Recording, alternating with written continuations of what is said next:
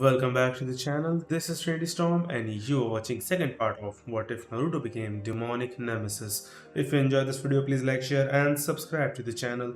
Now wasting no more time, let's start the story. It appeared to anyone peeping into Naruto's personal space that the youngster was dozing off on his bed. His senses were glowing a faint red, which was strange enough in and of itself. This look was very funny, almost like a clown. Actually, he was just trying to get his senses back after training them recently. He was currently discussing his impressions of the training and whether he could take any more of it with Kyuubi.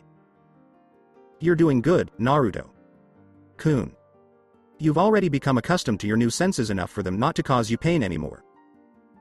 I actually expected you to need a couple of days to be able to handle the rush of information from them, but it seems that the training we did inside of your mind really gave results. Now that the pain has subsided, we can focus on the many uses of enhanced senses as well as the vulnerabilities that they cause. What do you mean? I thought you said that you would only do one sense at a time to ease me into them?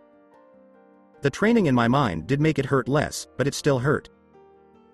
That was my original plan, but when I saw how much trouble you were having with one, I decided to get all the pain out of the way at once. Would you have preferred to have gone through your senses one at a time and prolonged the pain? Naruto just let a deep frown spread across his face as he kept his composure.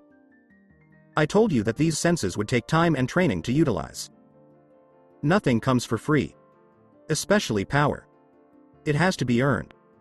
Not only do you need to learn how to use these senses, you need to get used to all the extra information you're given. Now at least you can learn how to understand the information you're being given.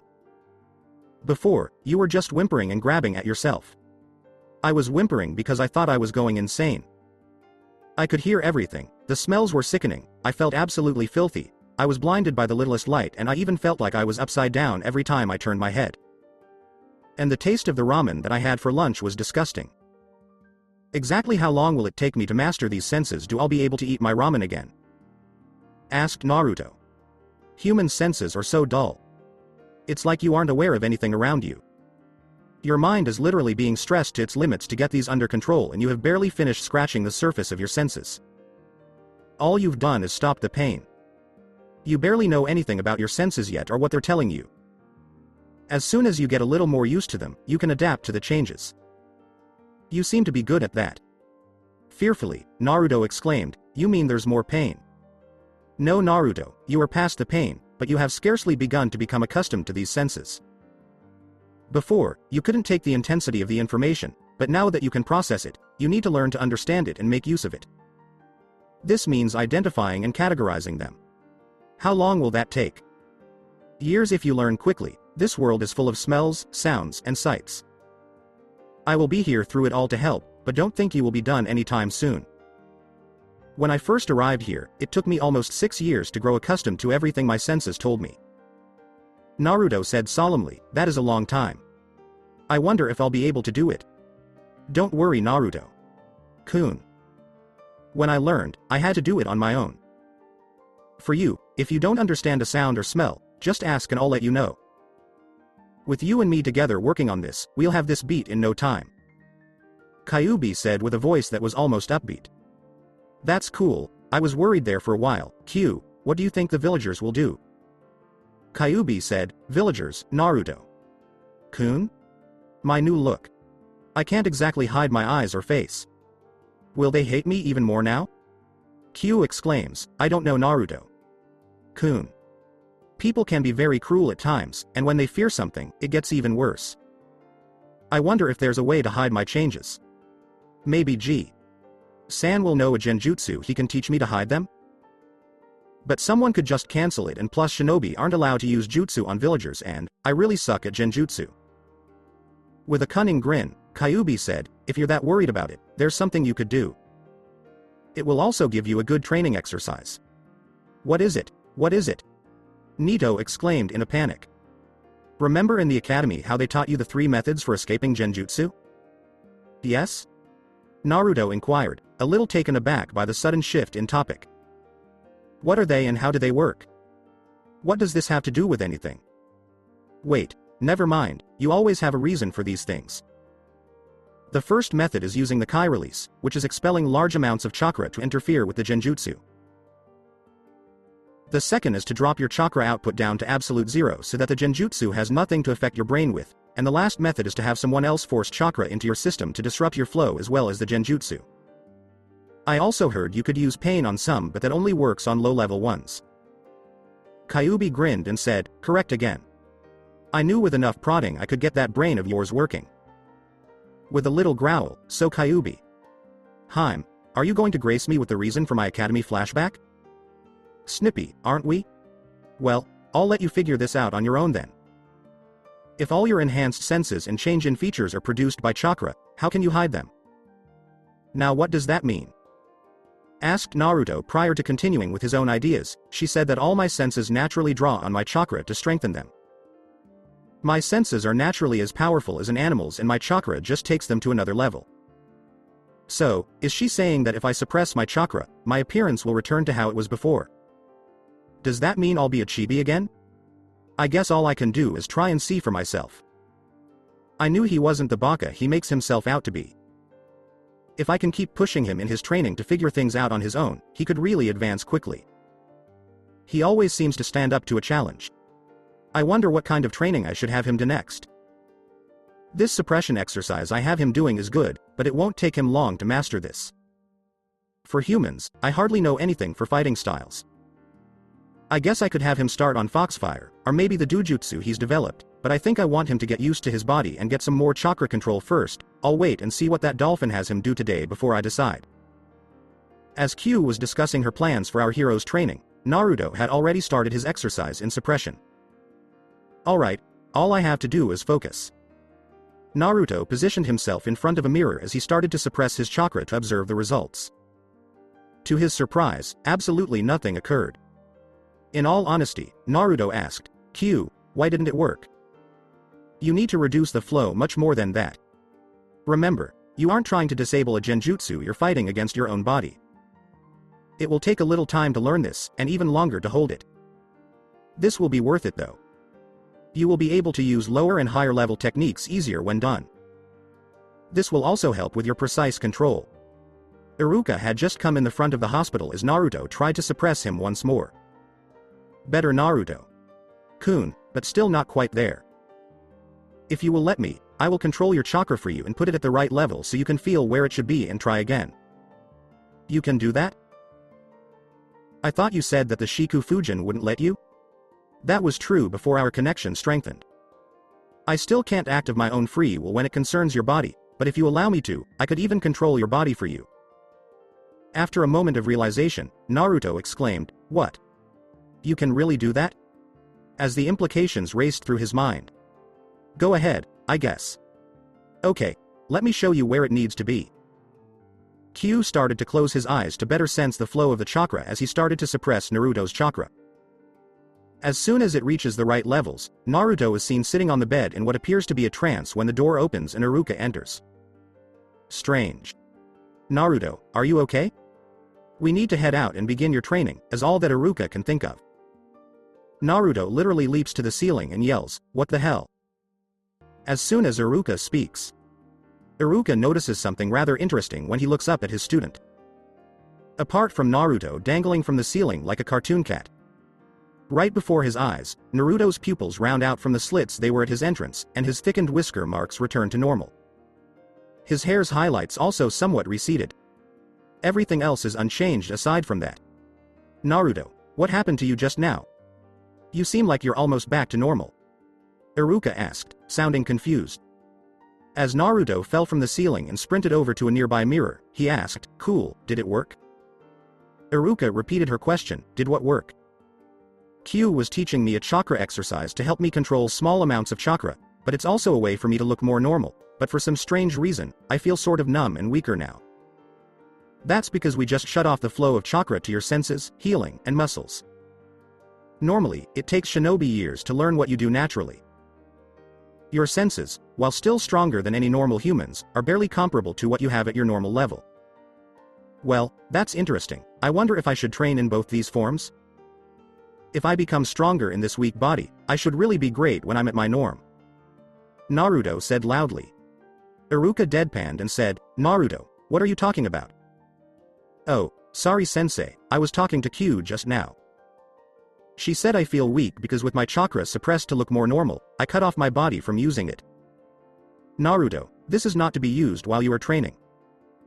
This is only to give you a normal appearance while in the village and help with your exact control.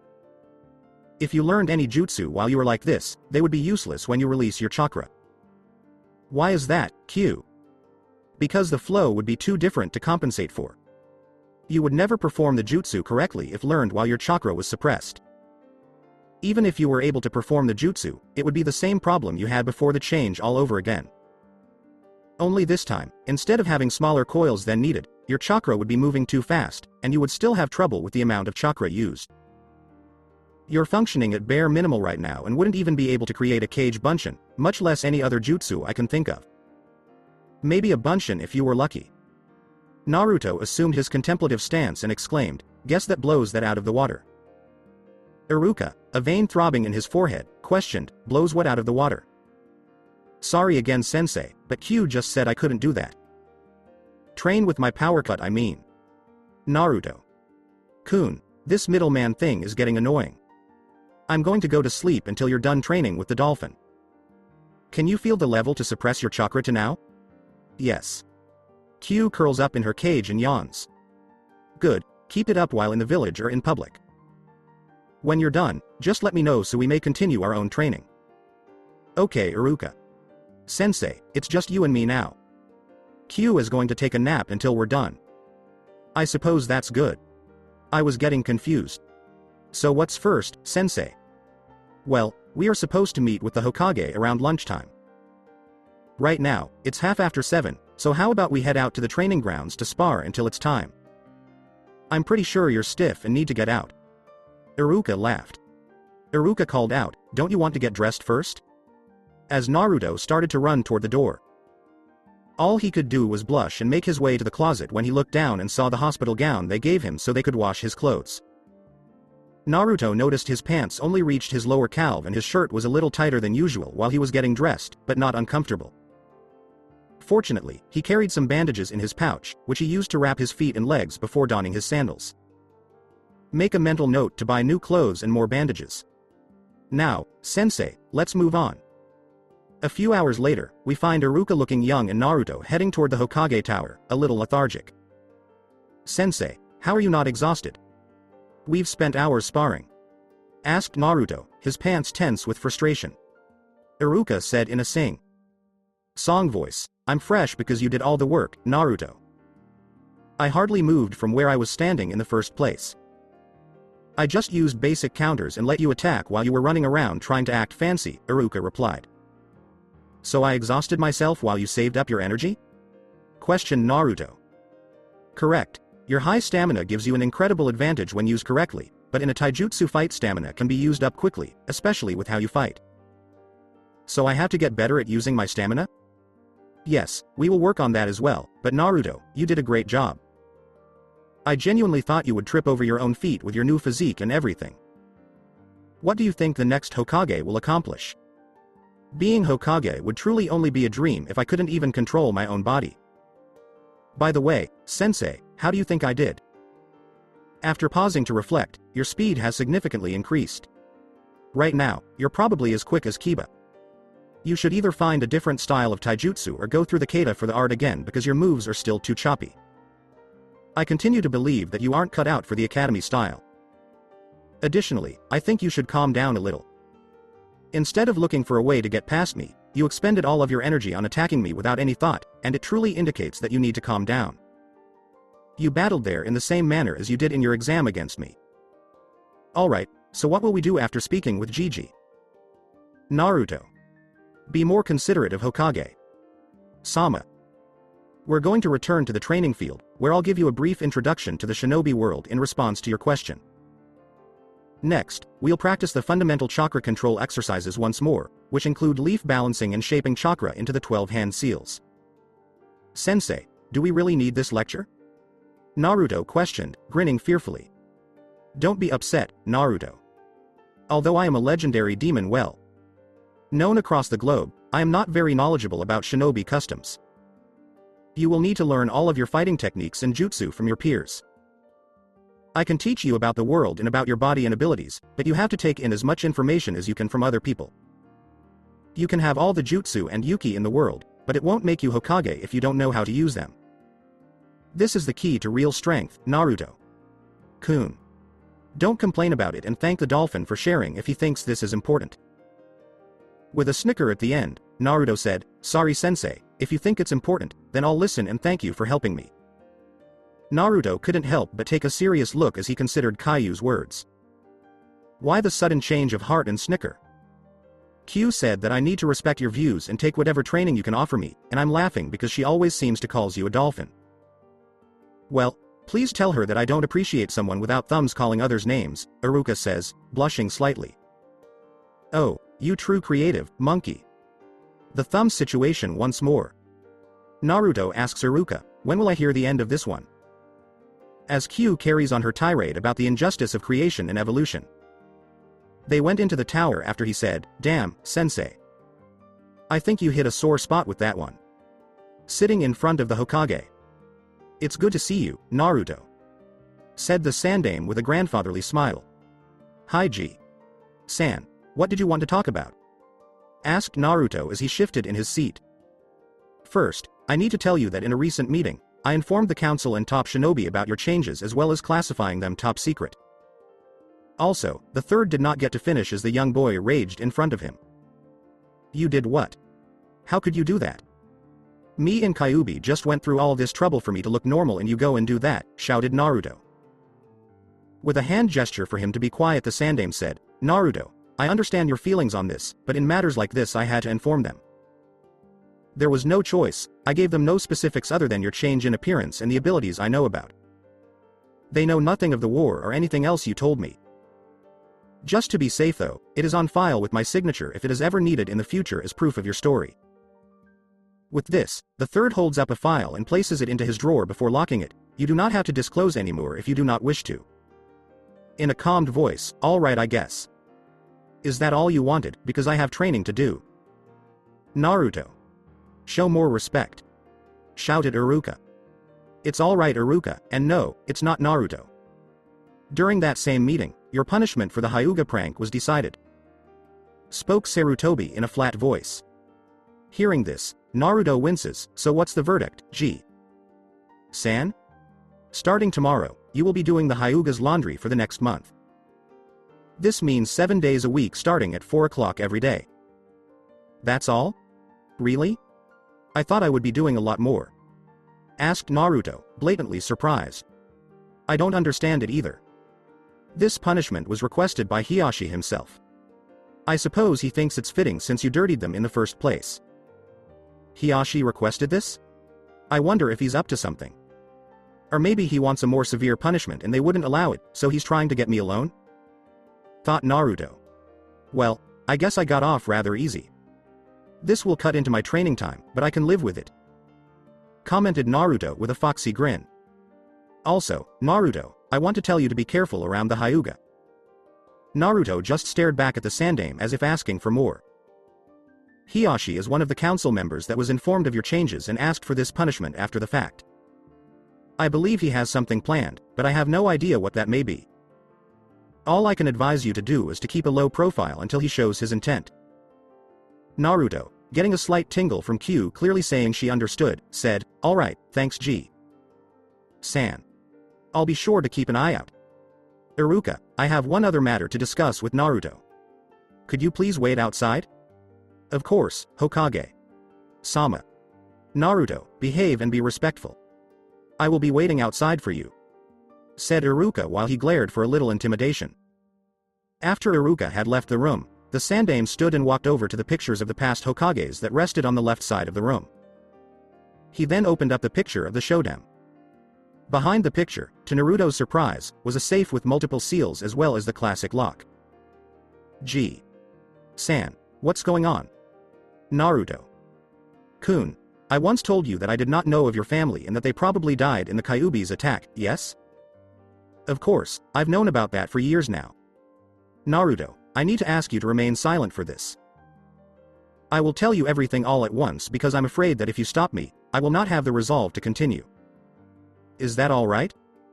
Naruto was currently watching the Hokage's face intently, trying to find a reason for his change of mood. He had never seen him like this. The aged man was sweating. The hand that was holding the safe was trembling, and he saw something in his eyes he never thought he'd see from the strongest shinobi in the village: fear. Q, what's going on? This isn't normal. Should I listen? Release your chakra, Naruto. Kun, so I may get his scent. Without question, he returned to his full form, and after a moment, Q said, I don't understand this either. He seems scared, but it seems more for your reaction than anything. I would say be quiet and listen to him for now. Thanks, Q. To the Sandame, it seemed as if Naruto had went quiet for a moment until his more animalistic features returned and then took a few whiffs of air. This was obvious to the Hokage as Naruto deciding if he was trustworthy or not. It hurt the old man greatly that he didn't have the boy's trust, but with the boy's past and how he was currently acting, he couldn't blame him. At Naruto's solid nod, he opened the safe. Naruto, this is a story of a wonderful woman that was considered by this village a gift from heaven, and her connection to you. As he spoke these words, he pulled a cylinder from the safe. It was beautiful in design. The object as a whole was about 10 inches long and 4 inches wide, just slightly bigger than the average scroll. It was polished silver with what looked like hundreds of kanji covering it in the most beautiful patterns woven together perfectly. The kanji had just a slightly darker shade to them to make them noticeable. Almost a gunmetal finish. The object was obviously a scroll holder of some kind, but what sort of scroll would need such care? Even the forbidden scroll of seals, supposedly the most valuable scroll in the village, was only on a stand in a glass case. This, Naruto, is the most valuable treasure of your father's clan. At these words, Naruto stood to shout, but a raised hand reminded him of his promise and calmed his boiling blood. He never broke his word. That is the only reason for his current restraint. I know, Naruto. I have lied to you for your entire life. I have no excuse for it, and I understand if you hate me now, but understand it was your parents' request for their identities to be kept a secret until an appropriate time. By this time, Naruto was growling so loud in his head that even Q was backing off. How could that baka keep this from him? Even if Naruto doesn't hate him for this, the boy's trust in him is gone for good. You only earn his trust once. He'll have to do something incredible to get even a sliver of it back. Naruto, before I begin to explain, I need you to place some of your blood on the lid of this container while channeling chakra to it. Why do I need to do that? Asked Naruto with a voice laced with obvious doubt. With a sigh, this scroll is your family heirloom. Only one of your father's blood descendants can unlock it. If he was still alive, he would have to place his blood on this seal to pass it down to you, but since he is no longer living, you must place your blood on it so it will recognize you and only you. The chakra you channel into it will set the lock to need your chakra for the key. This will not only open it, but ensure that only you may do so afterwards. Without a word, Naruto approaches the desk while sliding his thumb along one of his canines and then applies his chakra and blood as requested. As soon as Naruto returns to his seat, the kanji on the case glow a faint red and begin to spin into a different pattern. Then, with a burst of blue light, the kanji stop opening the lid to reveal a black silky lining and a scroll unlike any Naruto had ever seen. Come here, Naruto. With no other prodding, he carefully approaches the desk. This, Naruto, is your birthright. This scroll is older than any other artifact I have ever seen. I believe that you already understand the idea of sealing non-living items in scrolls, do you not? With a nod as the only reply, the Sandame continues. Every time you seal or unseal an item, you must use either blood or chakra, and must always rewrite the seal. This is a rule that has existed for thousands of years and none have been able to defeat it, except for this scroll. As the aged man said this, he carefully pulled out a scroll which seemed to be made of a black metal with a single bar of polished silver on one side. The moment the scroll was fully visible, not only could Naruto hear Kyuubi's surprise, he could literally feel it. What is it, Q? That scroll is an artifact from the Great War. I had thought that all relics of that war were destroyed. For any single item to be left is disastrous. In the wrong hands, it could cause untold chaos. If this is truly your family heirloom, there may be more to you than I ever thought. Naruto, after hearing this, begins to stare intently at the object as if trying to see through it. Seeing this reaction, the Hokage continues. This scroll, as well as its container, are made of a metal that no one has been able to damage or even identify. For some unknown reason, this scroll only requires for the owner to write the kanji of the slot you wish to seal an item into. Upon the item in question, write the object's name at the corresponding slot in the scroll and add chakra. The sandaime softly grabs the polished bar on the scroll and gently pulls to reveal a polished soft silver material with 6 slots slightly set into it. The bar, polished surface, and the black case all seem to be one piece. No hinge, seam, or other sign indicates that they were ever 3 separate pieces. It was as if it had always been this way. Out of the 6 slots, only 3 are occupied. In blue kanji, the first slot says scrolls, the second says chest, and the last says chosansuru, challenge. Naruto, could you please come here and channel some chakra into each of these slots, please? Standing as if in a trance, Naruto approaches the desk and does as asked. The first slot reveals 8 scrolls. 1 yellow with blue trim, 1 the classic brown, and the last 6 are sitting in a box of pure white. The scrolls in the box are also pure white with light green trim around them, numbered 1 through 6. The next slot reveals a chest about the size of the forbidden scroll with a lock and key. The last slot reveals 4 black rings, with black silk trim that runs the inside, and strange kanji and sliver are circling the outside of the rings. At the appearance of the black rings, Q for the second time becomes extremely flustered. What is it this time, Q? If anything can get to you like this, it has to be serious. Who are you, Naruto? Kun? Huh? WHO are you? No human should have that scroll or those rings. Both the Biju and summons worked tirelessly to destroy all of those weapons. How could they still exist at all? After a moment, in a hurt voice, I don't know who I am, Q. I never have. What are they anyway? They don't look that special. After realizing what she had just said, Q said in a soft voice, I'm sorry, Naruto. Kun, but for those items to have eluded us means that they were hidden well, too well. Kami Sama himself guided us to all the weapons and artifacts of that war for a reason. Either he decided to allow your ancestors to keep them, or someone was able to fool his sight. Either way, this points to something much bigger than family heirlooms. This whole exchange happened in the span of a second, but the seriousness had returned stronger than ever. As the sandaime continued, giving the history of the scroll, thoughts of, how could that happen? Or, what could this mean? Circled both Naruto's and Kyuubi's minds. These 2 scrolls here are not to be given to you until you become a chunin. This was the request of your father, so I will be placing them back into the safe until then. The sandaime then places the yellow and brown scrolls back within the safe and then closed it. The chest you see holds your inheritance of money, family treasures, and other things from your parents. It is yours to use as you like. It is by far no legendary treasure, but it could allow you to live your life without worry. The rings are special weights your father used to train with, and are one of the secrets to his skills and speed. They are genius in design, and as ancient as the scroll. By absorbing small amounts of chakra that naturally flow from your muscles, they increase in weight until they are just slightly heavier than what you are comfortable with, and then continue to grow with you as you strengthen. Because of this, they constantly exercise your muscles without interfering with your performance too greatly. This also gives you the advantage when you remove them. They also are easily removable. By unhooking the latch on either the left or right hand ones, all of them will detach as well. I wanted to give you these items now because I realize it was wrong of me to keep everything from you. I should have explained it to you sooner. Let you know that you had a family and learn of them, but I thought I was doing the right thing. I see now that you need these things, especially what your mother left for you. You already said that I can't know about my parents, so why are you doing this? Was Naruto's sharp question. I can't tell you who your father was until you reach the rank of chunin, but I can tell you about your mother. Naruto's eyes immediately softened, and in a shaky voice he asks, who was she? Taking a deep breath, she was, truly an angel. She was kind, strong, intelligent, a medical shinobi with no equal, and quite honestly you act just like her. Loud, brash, stubborn. But are always able to take a situation seriously when needed. Under her care, even the most injured would survive. For her bravery, kindness, and the fact that no person had ever died under her care, the people began to call her Konoha's Tenshi. Her name was Uzumaki Kira of the former Whirlpool country.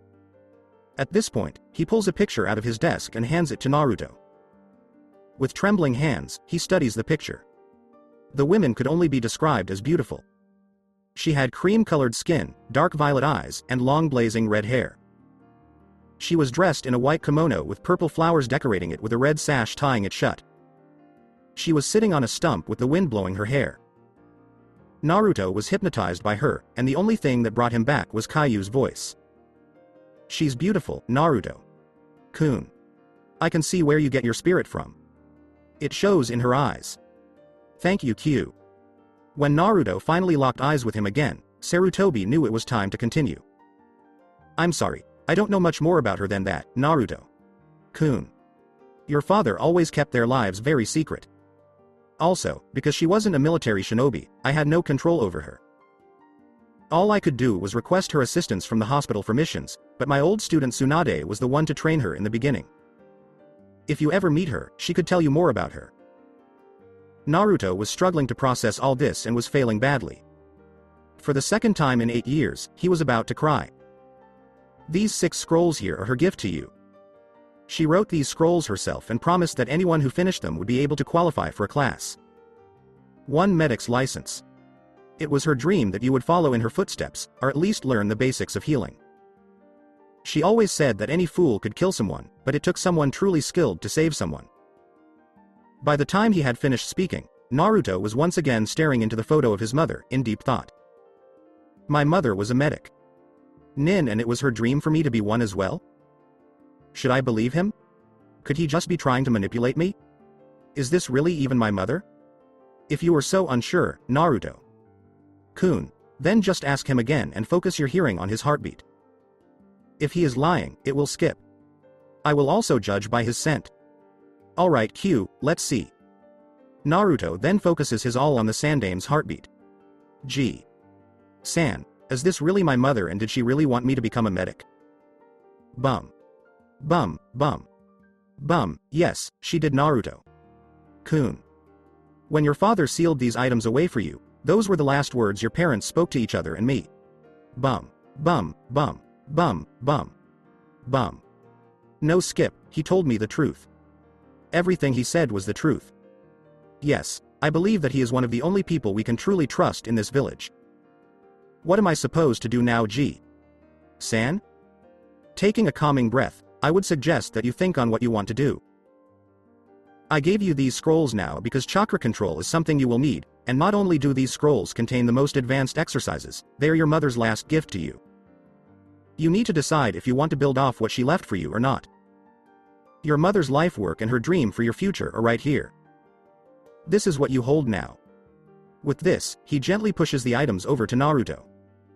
After sitting for a good while just allowing his mind to wander, Naruto uses the ink on the desk to reseal the items and then places the scroll back in the cylinder.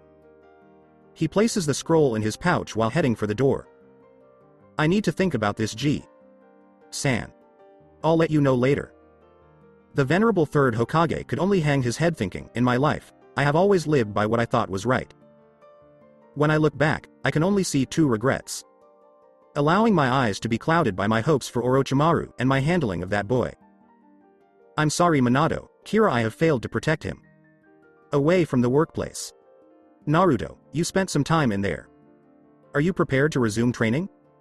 We still have a lot of work to accomplish today," Iruka grinned. "I apologize, Sensei, but I need some alone time after what I just heard. Could we please meet again tomorrow at the same time, if that's okay with you?"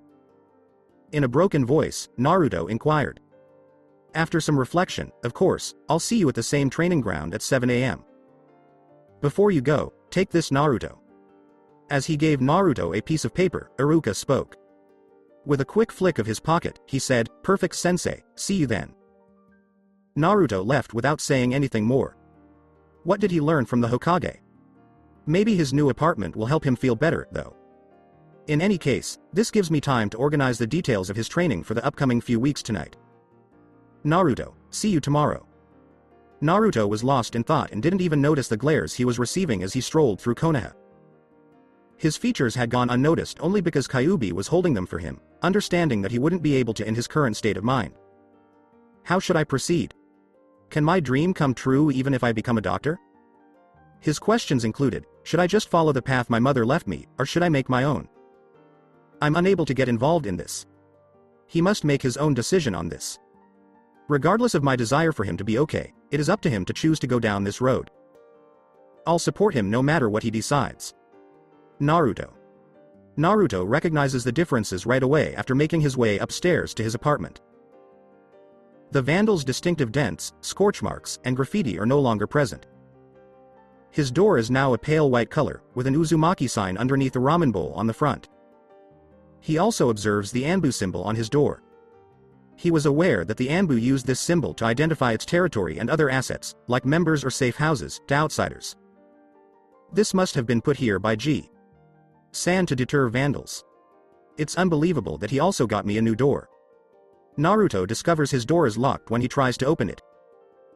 He finally makes the spectral clicking sound of the door opening after searching for his key. It's been years since I locked my door. His morbid train of thought as he entered his apartment was, there's nothing for them to steal anyway, and all they ever do is break what little I have, so it never really mattered. Naruto is astonished by the apartment after turning on the light. He no longer knows the horrible, filthy, and foul place he once knew. Now the walls were fixed and painted a deep blue, nearly the color of night. These days, his floors are polished, darkly stained wood. His broken windows appear to have 3 panes now. His old furniture has all been replaced with what appears to be black leather. The biggest surprise is the kitchen, which has all the appliances he never imagined having. Along with a wide-top stove and oven, coffee maker, toaster, and full-size fridge, freezer, he also appears to have a fresh set of pots and pans and brand new china that are all still wrapped and resting on the counter. This is unbelievable, San. This exceeds my expectations, and my apartment looks fantastic. Naruto-kun, you deserve it. With a smile and warmth, Q said, why don't we take the entire tour and then put everything away before dinner? Sure thing, Q. I wonder what else he did. Naruto started by looking around his new apartment's combined kitchen and living room, the first of its 4 rooms. There is a large sofa by the back wall, a love seat by the hallway to the left, and a coffee table in the space between them in the living room. Beside the balcony with a view of Hokage Mountain is what appears to be a 38-inch television with a lazy boy in front of it. A combo washer and dryer and a basic chair and side table are located on the balcony. Next, all the new appliances and china are in the kitchen, which appears to have had its counters replaced with black marble. He starts down the hall to his guest room, which has the traditional amenities you would expect along with a new bed and plain white walls. The once filthy and rusted bathroom has been transformed into a tidy and orderly space. The cream-colored walls are halfway up the newly installed tile floors. His new sink is bigger than his old one, and it has new shower curtains and a blue carpet in front of it. Finally, he walks into the second largest room, his own bedroom. He walks in and sees a queen-sized bed with a comforter and sheets that are navy blue. A desk containing ink, scrolls, brushes, and what appear to be books on everything from basic anatomy and poisons to jutsu creation sits next to his closet. He has a bookshelf on the other side of his bed with all of his old books, but they don't appear to be the worn-out ones he found in the trash. There appears to be a note and a pair of blood-red pajamas sitting on the chair by the desk. After reading the note, Naruto couldn't hold back his tears. I hope this is just the beginning, Naruto-kun. I know this doesn't make up for what I owe you. I'll make sure it ends because I've let you be alone for far too long. This new apartment will be protected from vandals and is currently under Anbu protection. If you haven't checked it yet, the money I gave you today will last you for the rest of your life.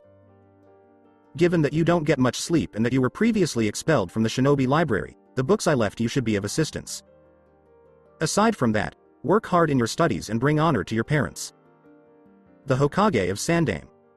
PSI decided to destroy the orange jumpsuits on my own. I'll take you shopping for new clothes and appropriate shinobi gear if we meet at around the same time and you don't hate me in the morning. After reading the note through to the end, Naruto had decided on 2 things. 1.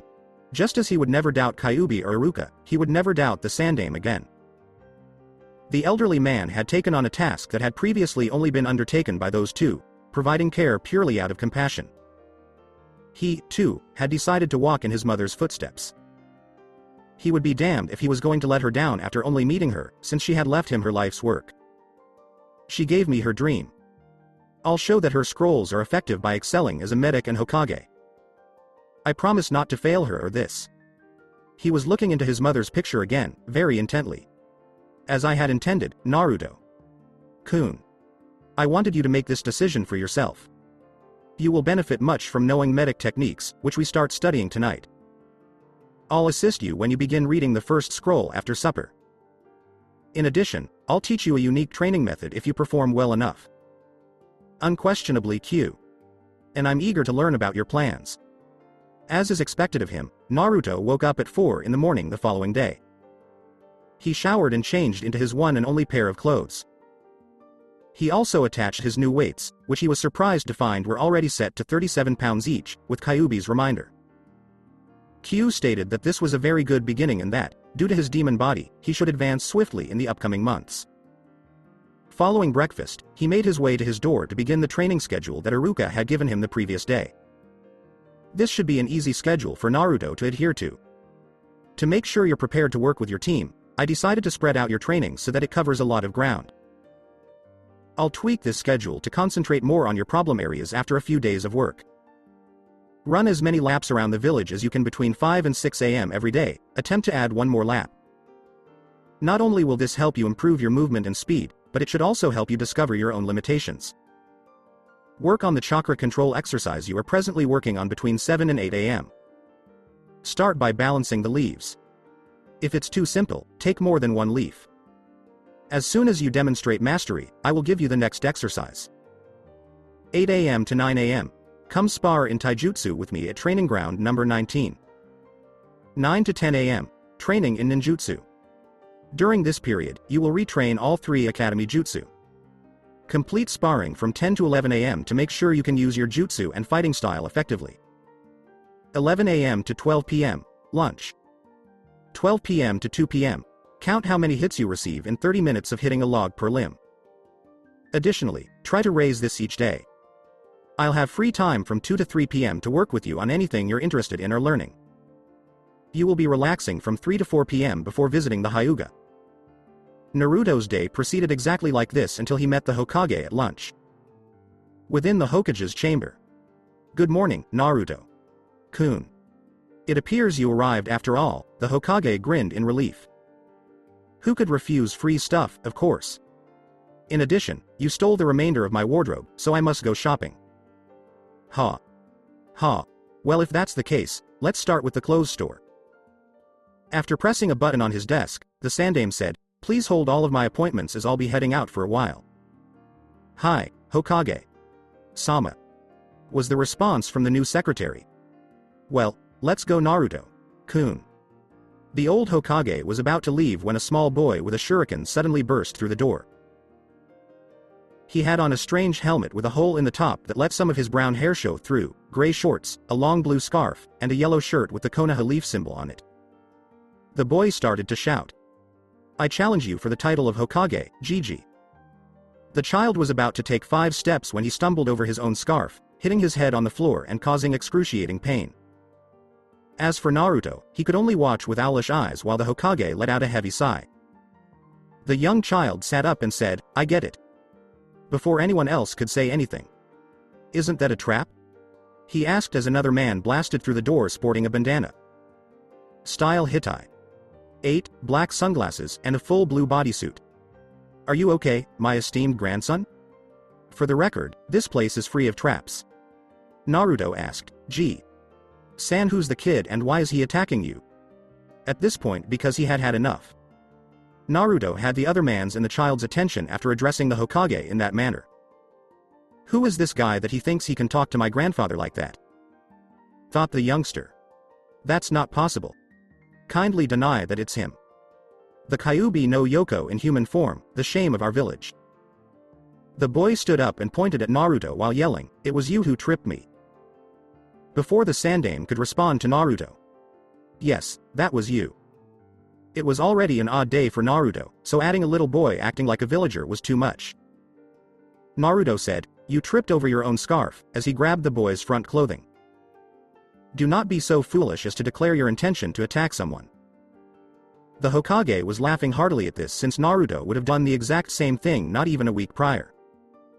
But the man in blue exclaimed, horrified, Naruto. unhand the dignified grandson of the Hokage of Sandaime. The child thought, just like all the others. If I was anyone else, he would have hit me, but as soon as he heard I was the Hokage's grandson, he wouldn't touch me, as Naruto glanced back and forth between the Sandaime and him a few times after hearing this. Now go ahead and give it your all. Knowing that I'm the grandson of the Hokage, you won't do anything. Alternatively, do you fear me? When Naruto hears this, he just gives the boy a dimly lit look. I was going to let you go because I respect San, but let me just say this because you seem so prickly. You bastard, I don't give a damn if he was your grandmother. Shouted Naruto as he gave the boy a hard blow to the head. Naruto said, let's go, San. This grandson of yours really ate up our time, as the man in blue started to get scared. Naruto leaves the room at the Hokage's signal, with the Sandaime trailing closely behind. When the initial shock of someone speaking to the Hokage in that manner subsides, the man in blue turns back to face the boy, only to discover that he has vanished once more. Naruto had once again resorted to stifling his chakra as he strolled through the village in order to deflect unwanted attention. Although Naruto still needed assistance in maintaining the level of suppression, thanks to Iruka's training in chakra control, Kyuubi's job was becoming easier. Naruto-kun, you don't have to do that, you know. Eventually, the villagers would grow accustomed to it. Additionally, I am here with you. The Sandaime said. I disagree with you, San. Naruto answered, it's just easier this way, and it helps with my chakra control training. Yes, you succeed this time, but only because we are present. Now, feel free to grab anything you desire. Someone threw a sandal at Naruto as soon as he entered the store, but the Sandaime caught it. This gave the store owner and the other customers a slight sense of unease. The Hokage was not only present, but there was something icy in his eye. The Sandaime smirked and said, well, Naruto-kun, it seems they are already trying to give you free merchandise. Naruto sarcastically said, right, San. Next you'll be telling me it's okay to let Q out for a walk. Everyone in the store turned white as a sheet at the thought and backed up against a wall as soon as he finished speaking. Now Naruto, I know you could probably do that, but I doubt you would want that because then you couldn't get your clothes or equipment. With a, drop this now. Expression in his eye, the third said. I suppose you're correct. Those will come in handy once I have my team. Furthermore, I don't think Q would return that quickly after the walk. Probably, let's go through your wardrobe now, and after that, we can go across the street and get your equipment. Since I've known the owner for years, I can be sure we'll receive top-notch work. The tension mostly subsided after the two had their brief conversation, but a fair number of customers appeared to be leaving the store quickly. Naruto soon finished perusing the aisles and came up to the counter to talk with the owner. Excuse me sir, could you answer some questions for me? The owner said, of course, how can I help you? Naruto gave the stuttering man a raised eyebrow. Hearing someone stutter in fear as he asked, I wanted to know if you could get me 2 pairs of sandals like these, was unfamiliar to him because he had never witnessed open fear of him before. Please, one in black and one without the red trim. It appeared as though the man had gone into salesperson mode after looking over the sandals and filling out an order form, recommending items for him to purchase or utilize. The man's turn around and remark, this order won't be a problem, kind of surprised Naruto.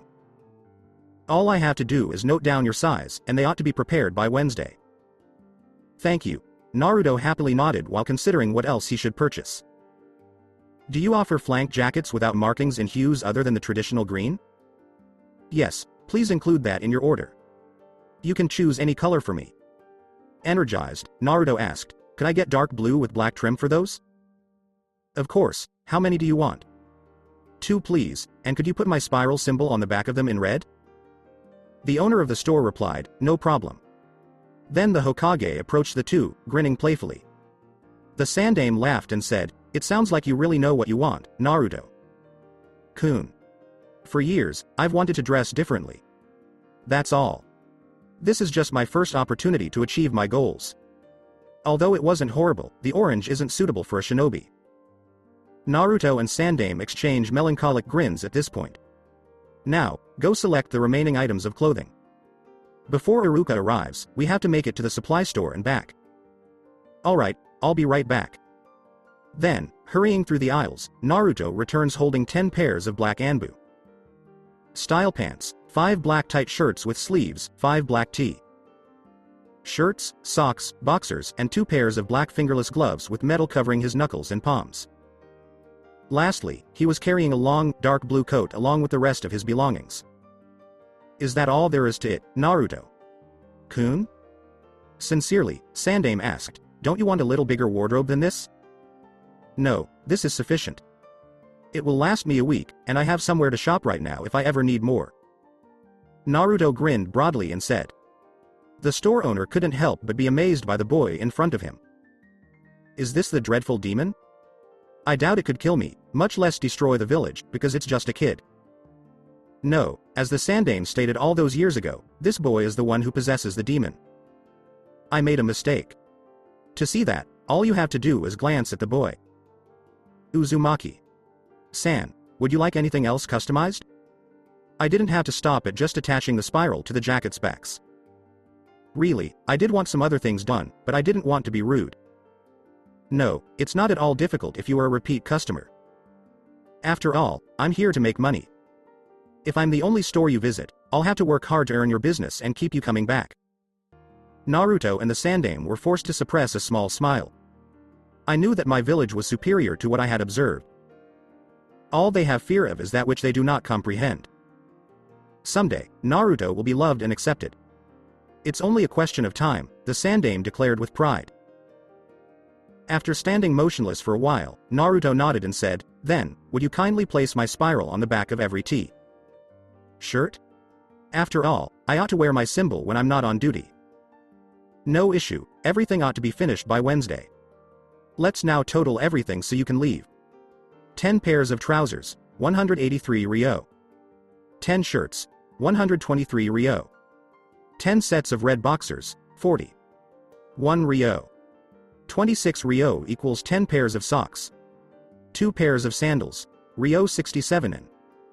Lastly, 2 flank jackets, 103 ryo, and 2 pairs of gloves, 19 ryo. Because it's such a big order, we'll just waive the customizing fees, so the total for today is 562 ryo.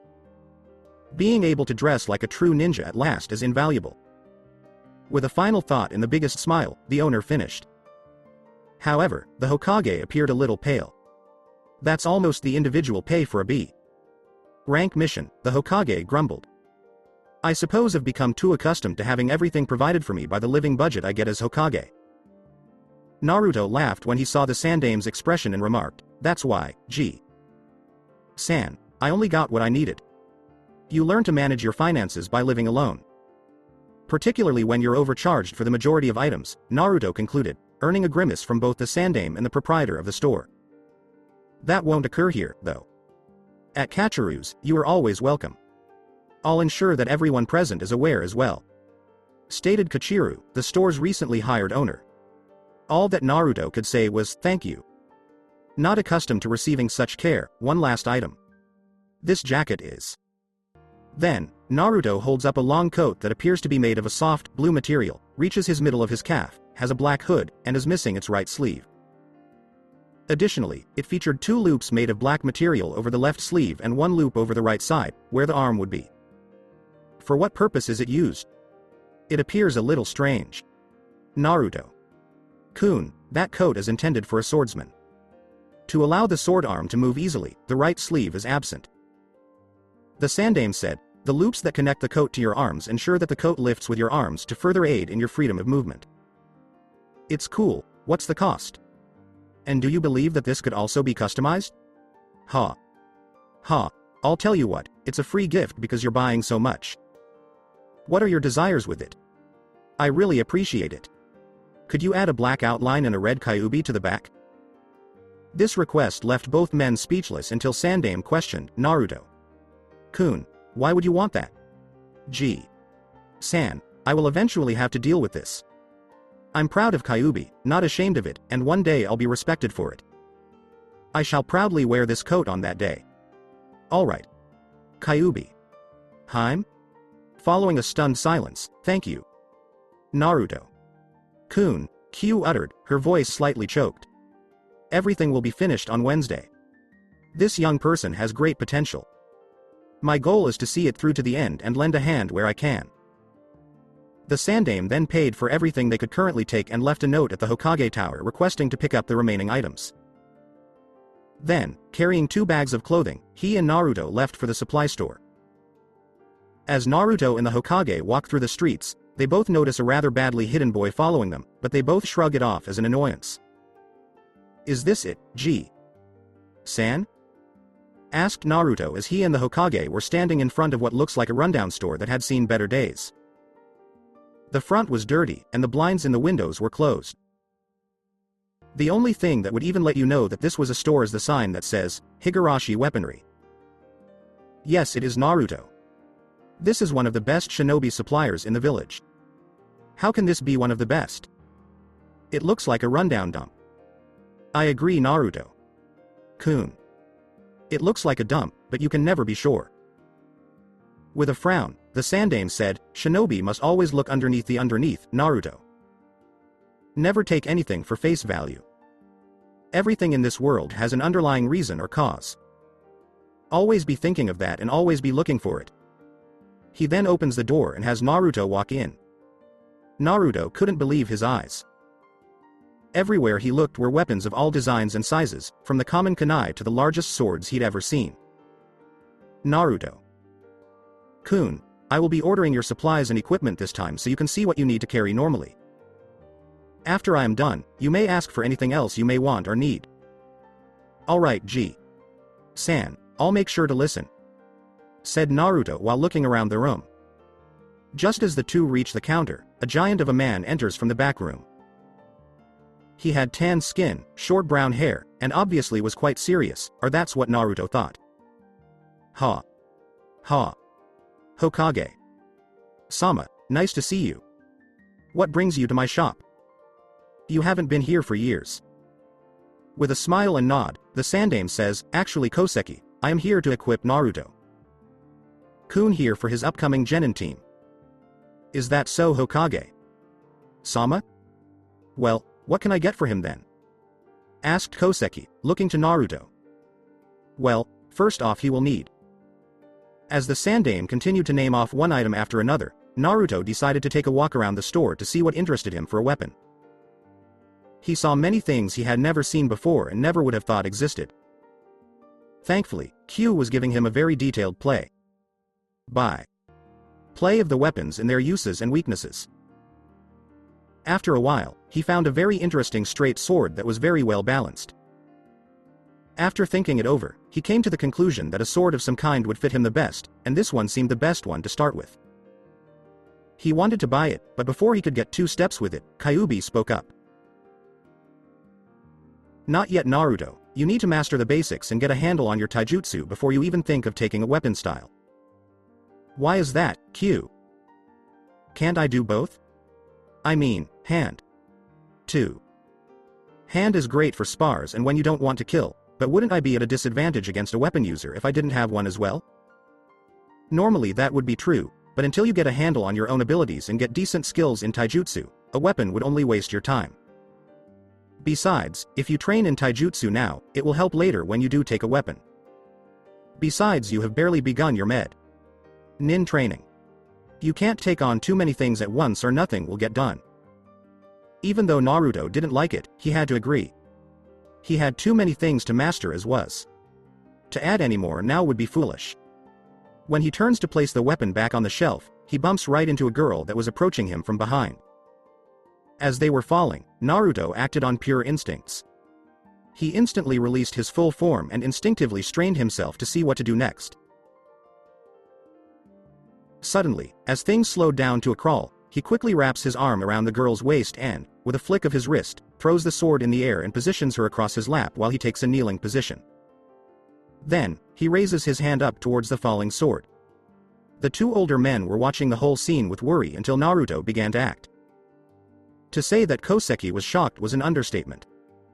At first, it seemed as if his daughter had just returned from training and was heading over to talk about the weapon the boy was holding. Then they ran right into each other with a dangerous weapon in the mix. He almost had a heart attack until he saw the boy begin to move. It was like water, so quick and fluid. Those are the movements of an experienced fighter. How could he already be at that level?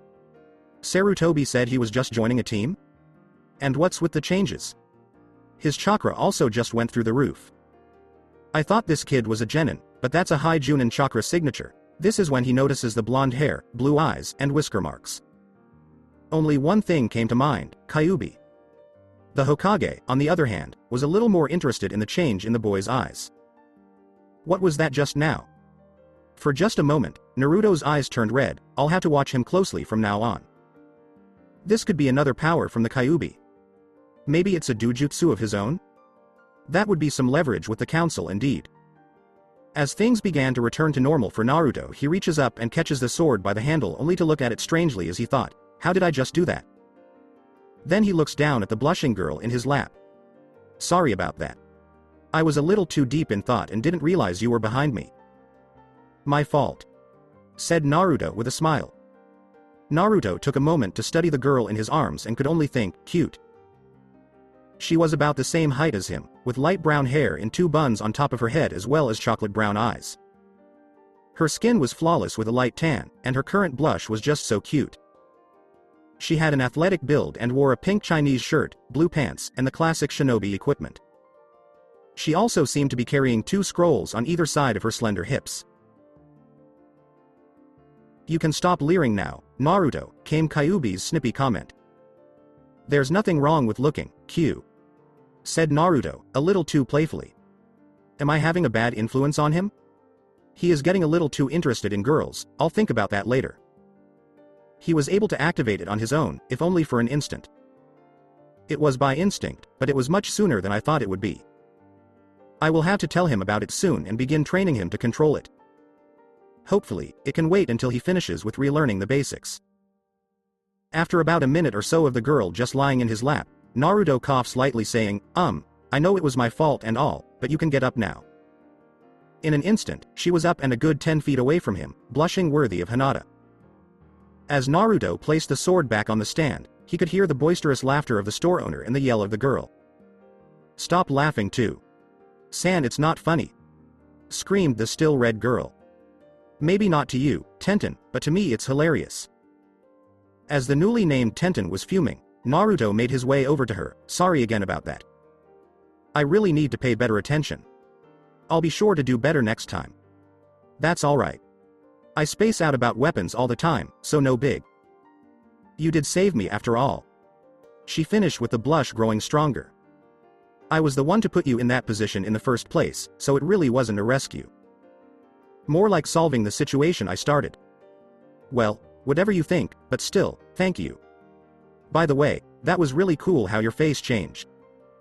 Is it a Kekai Genkei or something? You could say that. I've been this way for a while now. Naruto, come here so we can go over the equipment with you. Called the Sandame, wanting to get the kids away from that discussion. Both Naruto and Tenten approached the counter to see the still smiling Koseki and Hokage. The moment Tenten saw the Hokage, she instantly began bowing while praising him. As all three men sweat drop at the girls overacting on the matter, Naruto approached the Sandame to ask. So Gigi, what are we setting me up with? Both Tenten and her father were slack-jawed at the blatant disrespect for the Hokage and were both thinking along the same lines. This boy is either really powerful or just stupid. He's cute, but no one gets away with speaking like that to Hokage. Sama, thought Tenten, thinking of all the times the Hokage had silenced the green horrors for using similar familiarities in public. I heard of the Hyuga incident that he pulled, so I knew he had brass balls, but this kid is suicidal. I've known the third for years, and even I can't get away with calling him just Sarutobi. Most people that do what he just did get D ranks for a year. The Sandame, completely ignoring the tense atmosphere in the room, motions for Naruto to come over and for Koseki to explain the setup of the equipment. After the shock of the aloof attitude of the venerable Hokage passes, Tenten takes a position next to the counter and Koseki begins. Alright Naruto, this is the top-of-the-line supply pouch. It has 6 equal-sized compartments and one large one in the back. The first one in the upper left holds 2 basic size scrolls, the ink bottle, and a brush. The slot below that is empty for your use. The middle top has 10 smoke bombs. The middle bottom slot has soldier pills, blood pills, and nutrient pills. These pills. Sorry to interrupt, but I already know about the types of pills, their makeup, and the uses. Said Naruto flatly. Oh, so you're already that far? Asked the Sandaime. The pills are in the first scroll along with basic anatomy and body structures. Making them is covered later though. What is he talking about? Asked Koseki. Naruto. Kun is training to be a medic. Nin. Replied the Sandaime with a small smile. So that's why you wanted the med supplies. Correct, Koseki. San. Tenten, trying to be respectful, remains quiet in the discussion but it's obvious she has questions. Both Naruto and Tenten seem to decide to lightly talk to each other while the two older men conversed. So you're a new genin just joining a team, and you're training to be a med. Nin? Asked Tenten with awe in her voice. Yup. I would guess you're a little older than me and a little more experienced too? Replied Naruto. You really think so? Well yes, I've been a genin for about a year now and have been on some C rank missions already. My teammates and my sensei are a little weird, okay really weird, but they are really strong and I can count on them. The four of us have been through a lot and are still here anyway. That sounds cool. I hope my team and me get along that well. I don't meet them for 2 more weeks. So you're going to be a med? Nin? I'm a weapons specialist myself, being the daughter of a weapon Smith helps out a lot with that. Well, my mother was a medic. Nin. I'm just starting because it's what she wanted, but it will be a while before I can get anywhere with it. I just hope that I can do it. With your mother to help you, I'm sure you can do it. Plus, if you ever take a weapon, let me know so we can spar. Said a smiling Tenten with a wink. Yeah, I'm sure her being here to help would be good, but I've never met either one of my parents. The only reason I know about my mother at all is because San told me yesterday. After a pause, I'm sorry, Naruto, my mother is gone too. So I know how it is. She died in the Kyuubi attack before I was even a year old. With a slight wince, it's alright Tenten, you didn't know. Before Naruto could get any further, the Sandaime called him back over to finish the explanation of the weapons. Koseki was watching the boy, carefully thinking while Naruto approached, is this really the Kyuubi kid? I heard he was a real dunce and the dead last of the academy. If that's true, how can he be a med? Nin in training? Most can't even think about being a medic until they reach Chunin. I'll have to keep an ear out. Now where was I? Oh yes, the pills are here as I said before. In the upper right is the slot for your kunai. It has a special material in it that will not cut or poke through. Next is the bottom right. It holds your shuriken. Lastly is the large compartment in the back. It is for whatever you can fit there. We also have a new leg holster for you. The Hokage has also asked for extra equipment to be set up in a duffel bag for you so you can refill your supplies as needed. Will you need anything else? After going over everything with Q, Naruto decides on a few other items, but first he wanted to know about the med supplies they were talking about. After a confused look past Koseki's face, he left for the back room for a moment. When he returned, he was carrying a medium-sized gray box. Naruto couldn't help but think that it reminded him of the boxes that he's seen people use for fishing. Hokage. Sama told me that you're going to become a medic. Nin, so he asked if I had any med. Nin supplies like what are issued at the hospital. This one is what they issue at the hospital to 3rd class Nins and up. As he said this he unclips the top to reveal that the whole front of the box can be opened like a toolbox to reveal everything you could need, from bandages and salves to surgical tools and sterilizers. I hope you won't hurt yourself with this. It has several sets of supplies. If you need a refill on anything, you can get it at the hospital. Thank you, this will really help with my studies. The other thing I wanted to know about was if you had a belt to hang all this on as well as straps for this scroll. Asked Naruto as he pulled his family scroll out of his current pouch. Both Tenten and her father were both mesmerized by the scroll's case. After a moment, Koseki comes out of it and replies, of course I do. Give me a moment. He comes back a moment later with a dark black belt that seems to be 2 belts crossing one another with a large silver belt buckle with a leaf symbol on the front. For a moment, Naruto thought it was 2 separate belts until Koseki pulls on one to tighten it. This belt is designed to attach to your hip with this section with a buckle and then have your equipment hang off of this one here. The two different sections allow your supplies to move with you and not throw you off balance. And this, Koseki then holds a tube of some kind with a strap on the side. Is the top of the line straps we have. Just let me fit them to your scroll case and then you can attach it to either your belt or your leg like a holster. Naruto looks to the Sandaime, and with a nod, he replies, of course, thank you, and do you have any small pouches that I could hang off the belt? Of course. How many would you like? After thinking for a moment, 3 please. Alright, here you go Naruto. These are the small pouches. 2 of them are divided into 2 sections and the last one is open.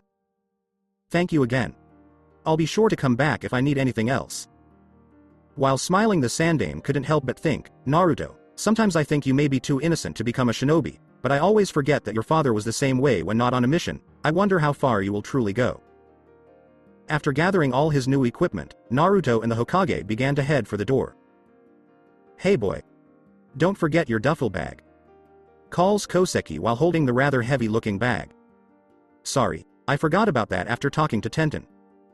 Says Naruto with a small laugh, which earns another blush from Tenten.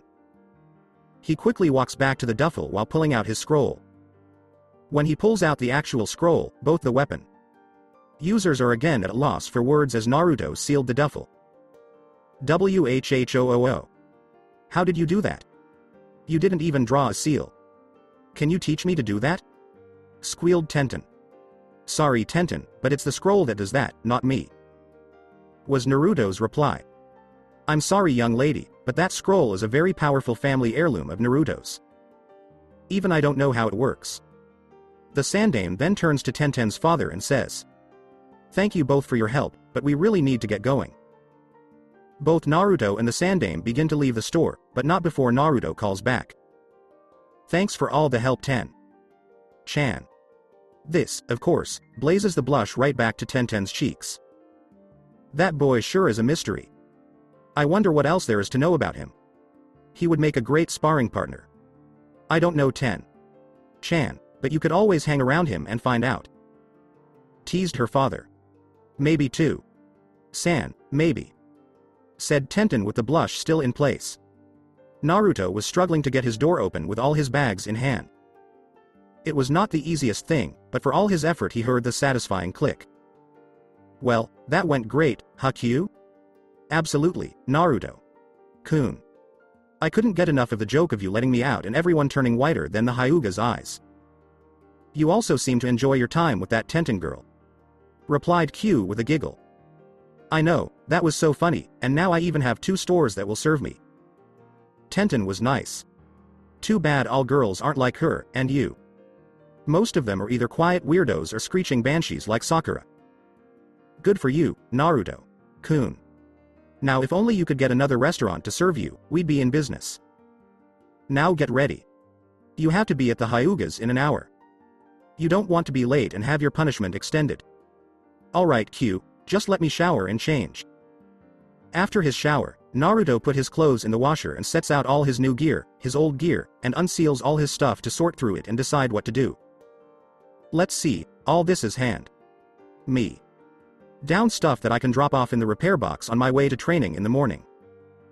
I want to carry my current med. Scroll on me instead of sealing it so I can study it when I get time. The jutsu from the Forbidden Scroll I'll seal for now, at least until I finish with Iruka. Sensei. After this thought, Naruto reseals all his jutsu and med. Nin scrolls into the first slot of his family scroll, his duffel of weapons, camping, and survival supplies into the second slot, and a second duffel bag with 3 sets of clothes and some hygiene supplies into the third slot. Finally his chest of money he seals into the fourth. He then places the rest of his clothes and some or the supplies into his closet before sitting down for a quick dinner.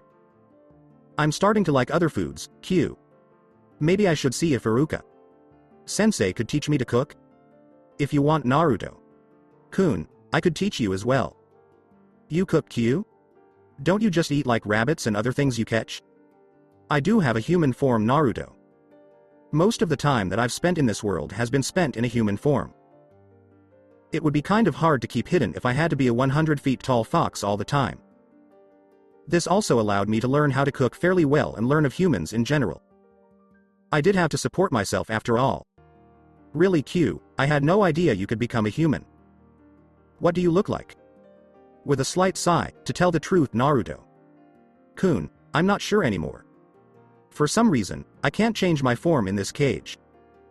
Shape shifting is one of the many abilities all kitsune and most demons in general possess, much like your henge. But for some reason ever since my sealing I've been stuck in this form.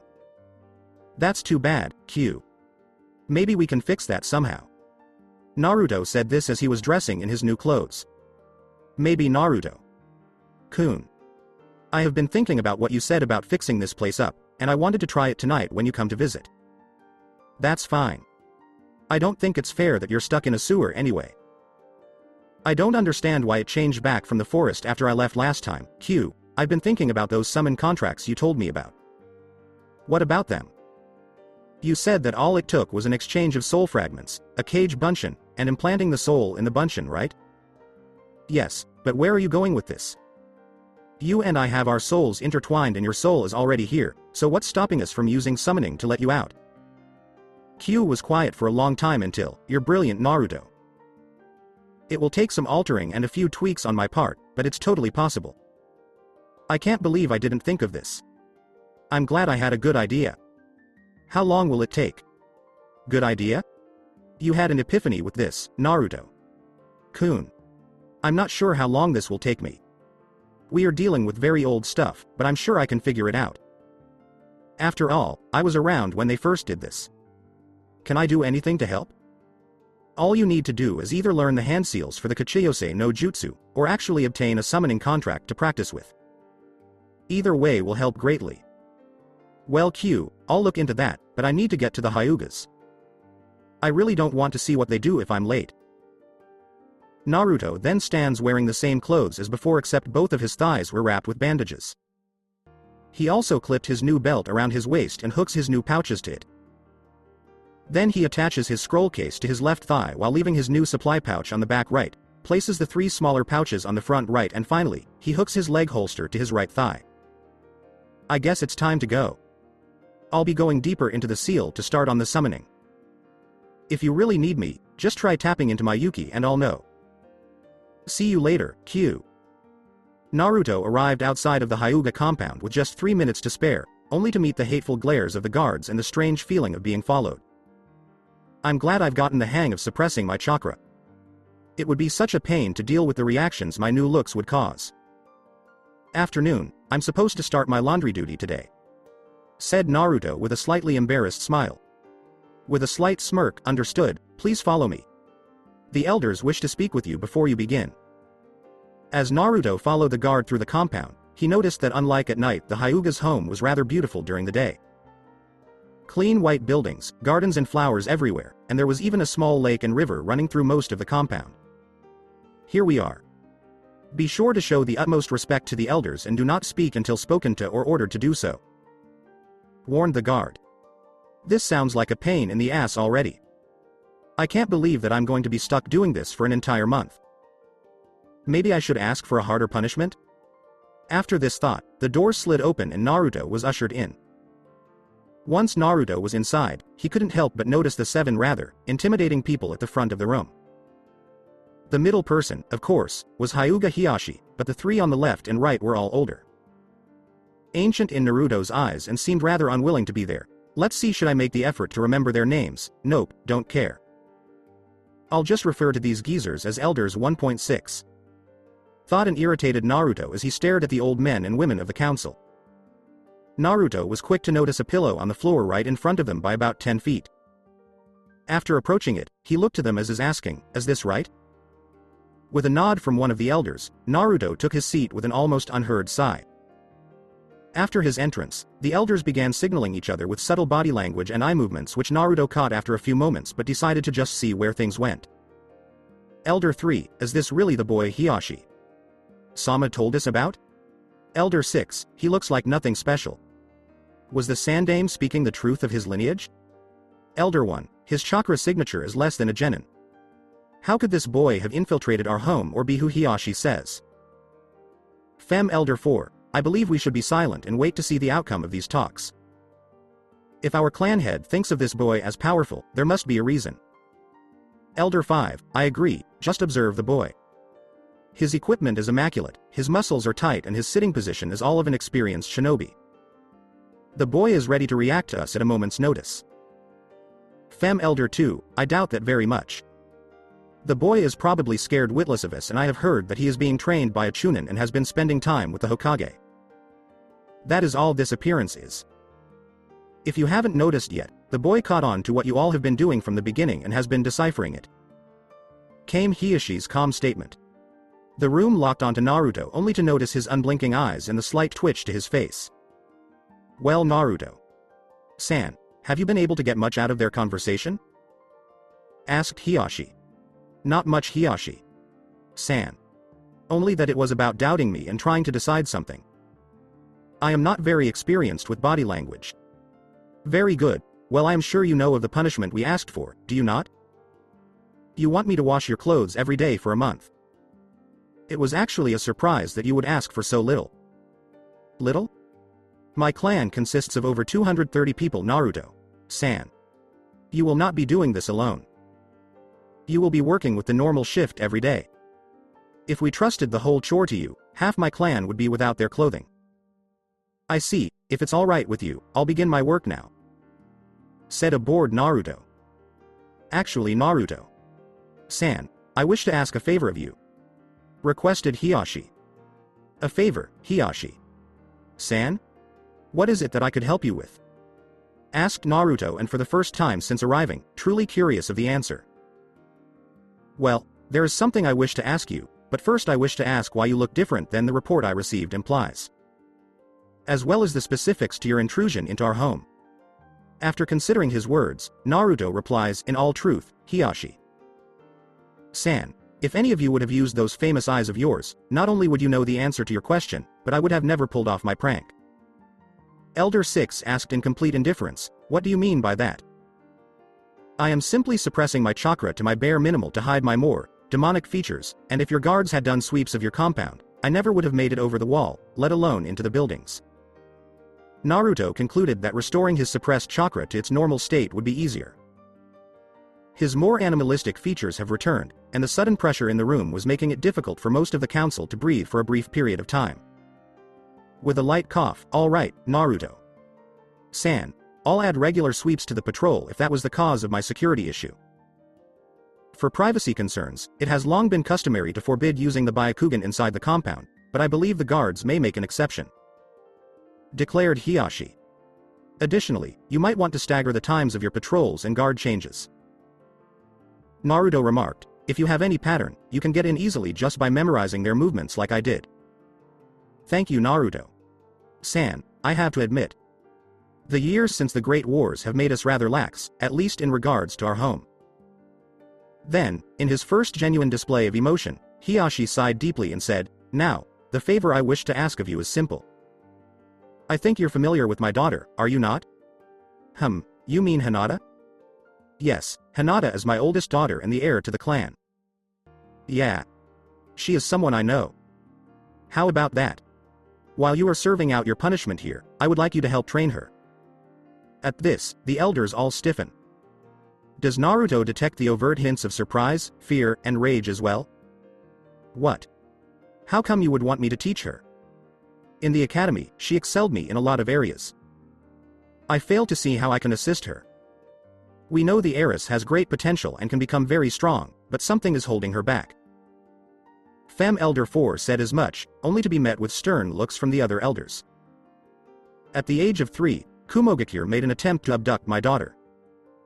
She was saved by me, but she lost a lot of confidence after that experience. Although she made less progress, she still had a lot of promise. I started praising and complimenting her at the time to encourage her to move forward. For a while, it helped, and her strength increased. Until her sister was born, that is, when she turned 7. That year, Hinata lost her mother and I lost my wife. After that, her timidity and shyness increased dramatically, and she did not get any better no matter how patient I was with her or how much time I spent training her. Eventually, I tried treating her harsher and colder in the hopes that she would snap out of it. She continued to slide deeper until she became what you know now, much to my dismay. I'm sorry to interrupt, Hiashi-san, but why are you telling me this? With eyes like dinner plates, Naruto inquired. I have to admit, Naruto-san, that I was close to your mother. I was shocked to learn that you were her son at first. Actually, your mother, who was also a close friend of the Hyuga, was the one who first introduced me to my wife. Thinking about it, you behave exactly like her. Hiyashi couldn't help but smile a little, even among the council, as the memories filled his head. You really knew my mother? A dubious Naruto questioned. Yes, she was an incredibly strong woman who was capable of doing some truly incredible things. She taught medical jutsu to my wife, and based on the scroll in your pouch, it appears that you are carrying on her legacy. Although I only started yesterday, I still want to learn everything I can. My goal is to attain her level of skill as a medical nin. Naruto-san, that's good to hear, but let me get right to the point of this. I would like you to train with Hinata in the hopes that having a training partner from outside the clan would be beneficial to her, but also that your bold and somewhat flamboyant demeanor might boost her self-assurance. I also hope that you still had your mother's gift for miracles. Naruto, not sure how to react to the description of him as flamboyant, simply said, I don't know what I can do to help, but I guess since I'll be here anyway I could try. Hiyashi grinned slightly and remarked, don't think we ask this of you without offering something in return. Really, what would that be, Hiyashi-san? How would you like to learn Jiyuken? The entire room fell silent at this statement. Naruto could not have missed the elder's tense demeanor and the overwhelming aromas in the air. To say that Naruto was teasing Q would be a huge understatement. When they were speaking to each other, time always seemed to slow down, and Naruto heard someone ask, what is it, Naruto-kun? Is an hour too long for you to be without me? As soon as Naruto handed Q the play. By play, she started arranging the group's feelings. Naruto questioned, what do you think, Q? The elders are confused, angry, and shocked at the same time. Conversely, Hiyashi appears to be genuinely sincere in his desires. It appears that he has other plans for this, but I'm not sure what they are. He has no malice in his heart about it. Accept the offer, in my opinion. Legendary Jiyuken style is far superior to anything we could have imagined, and based on what I've learned, it's easy to integrate with the techniques I'll be teaching you. For a brief while, Naruto appeared to be deeply focused on the elders and Hiyashi before making eye contact. They gave a noticeable flinch at this. People were a little tense because of the boy's slitted blue eyes alone, but now it was clear that there was another pair of eyes hidden behind the sapphire orbs, as evidenced by the deep red tint surrounding the boy's eyes. While I greatly appreciate your offer of training, I must question why the most powerful clan would want to teach an outsider their style. Furthermore, the person who poses the greatest threat to them by all means. Hiyashi remained silent for a while. He was obviously thinking carefully before speaking. Well, to begin with, you have to realize that although our style is strong, its strength comes from our Kekkei Genkai. You could never really master Jiyuken to the extent that we can because you lack it. You could learn the intermediate forms and attacks fairly easily, but the Byakugan is necessary for any of our secret jutsu to be executed properly. I personally instructed your mother in our style, which she integrated with her medical expertise to craft a unique look. Although your mother tried her best to stay out of fights, many people feared her because of how fiercely she would defend those who were important to her. She uses this hybrid style, and I'm sure you could eventually adopt it as well. I'm offering this to you in order to pay back a debt to Kira in addition to asking you to assist my daughter. Naruto bowed and said, if that is the case, then I will gratefully accept the offer of your training. Good for you, Naruto-san. You'll start tomorrow at 2 p.m. and teach the kids the fundamentals until 4 p.m. After that, you will train with Hinata until she goes to bed at 6 p.m. After that, you and the others will work on the laundry. Don't assume that you will get away with it just because I asked for your help, said Hiyashi, finishing with a sly smile. I'd like to thank everyone. Now I'll start doing my chores. After saying that, Naruto left the room to follow a guard outside the door to the laundry room. Hiyashi-sama, what are you thinking offering our teachings to an outsider? Interrupted Elder 3 abruptly. I offer them because giving is necessary for gain. All of you sensed that boy's power.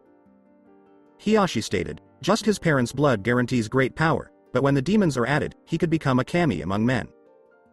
First Elder, we don't need to teach him our style in order to add to it because of this. Even if he is only able to pick up the forms, that will still significantly increase his strength. That's precisely the reason I'm taking action. Instead of allowing their members to beat him up on the streets and throw him into a dumpster, I would prefer that the boys see this clan as the ones who accepted and trained him. Or would you prefer that when he achieves his pinnacle of power, he views us as adversaries? The room was silent for a moment before Hiyashi spoke once more. The main idea is that he would get stronger whether or not we assisted him. In this manner, we can use our kindness and lessons to influence him. Although I don't think we could ever fully control him, if we could gain his friendship and trust, we could certainly use that to our advantage. This choice is final. I'll start training him in secret as soon as he masters the fundamentals and continue until he is fully versed in our style. With heavy hearts, the elders adjourn the room, leaving Hiyashi alone with his thoughts. I hope Kira-chan will pardon me for taking advantage of your son in this way. I can no longer control my clan or the elders. Everything my wife and I had planned has crumbled, and there is no way for us to ever get our wish without your son's strength behind me. I had complete faith in him. It is up to him to decide what will happen to my daughter, my clan's future, and all of our dreams. All I want is to gain his trust. My only hope is in the strength and companionship of a demon. As soon as Hiyashi concluded his invocation of the dead, he removed a photograph from his robes that depicted himself, Kira, Hinata's mother, and a younger Yondaime getting married to the Sandame on the same day in a lovely field of flowers. Even though it was late and the stars had been visible for several hours, Naruto was still attempting to unwind and get comfortable in his new bed. It felt weird for him to sleep on a feather. Soft, comfortable bed after all those years on his lumpy, worn-out mattress. This state of mind was further enhanced by his earlier this evening time with the Hyuga. He was attempting to make sense of his life and what was going to happen after he got back from the Hyuga compound. It was beginning to get to him that things were just coming at him one after the other. How did things turn out like this?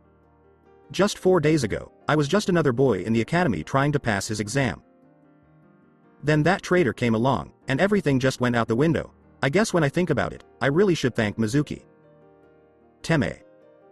If it wasn't for his betrayal, I would never have met Q, learned of anything I know of now, or even become a genin, but what am I going to do with all of this? I've become a demon, well, sort of anyway. At some level. That alone is a lot to deal with. I'm learning from Iruka Sensei as well as Q. I just found out about my family and the dream my mother had for me. Now I'm even learning from the strongest clan in the village, and all I have to do is laundry and train with Hinata.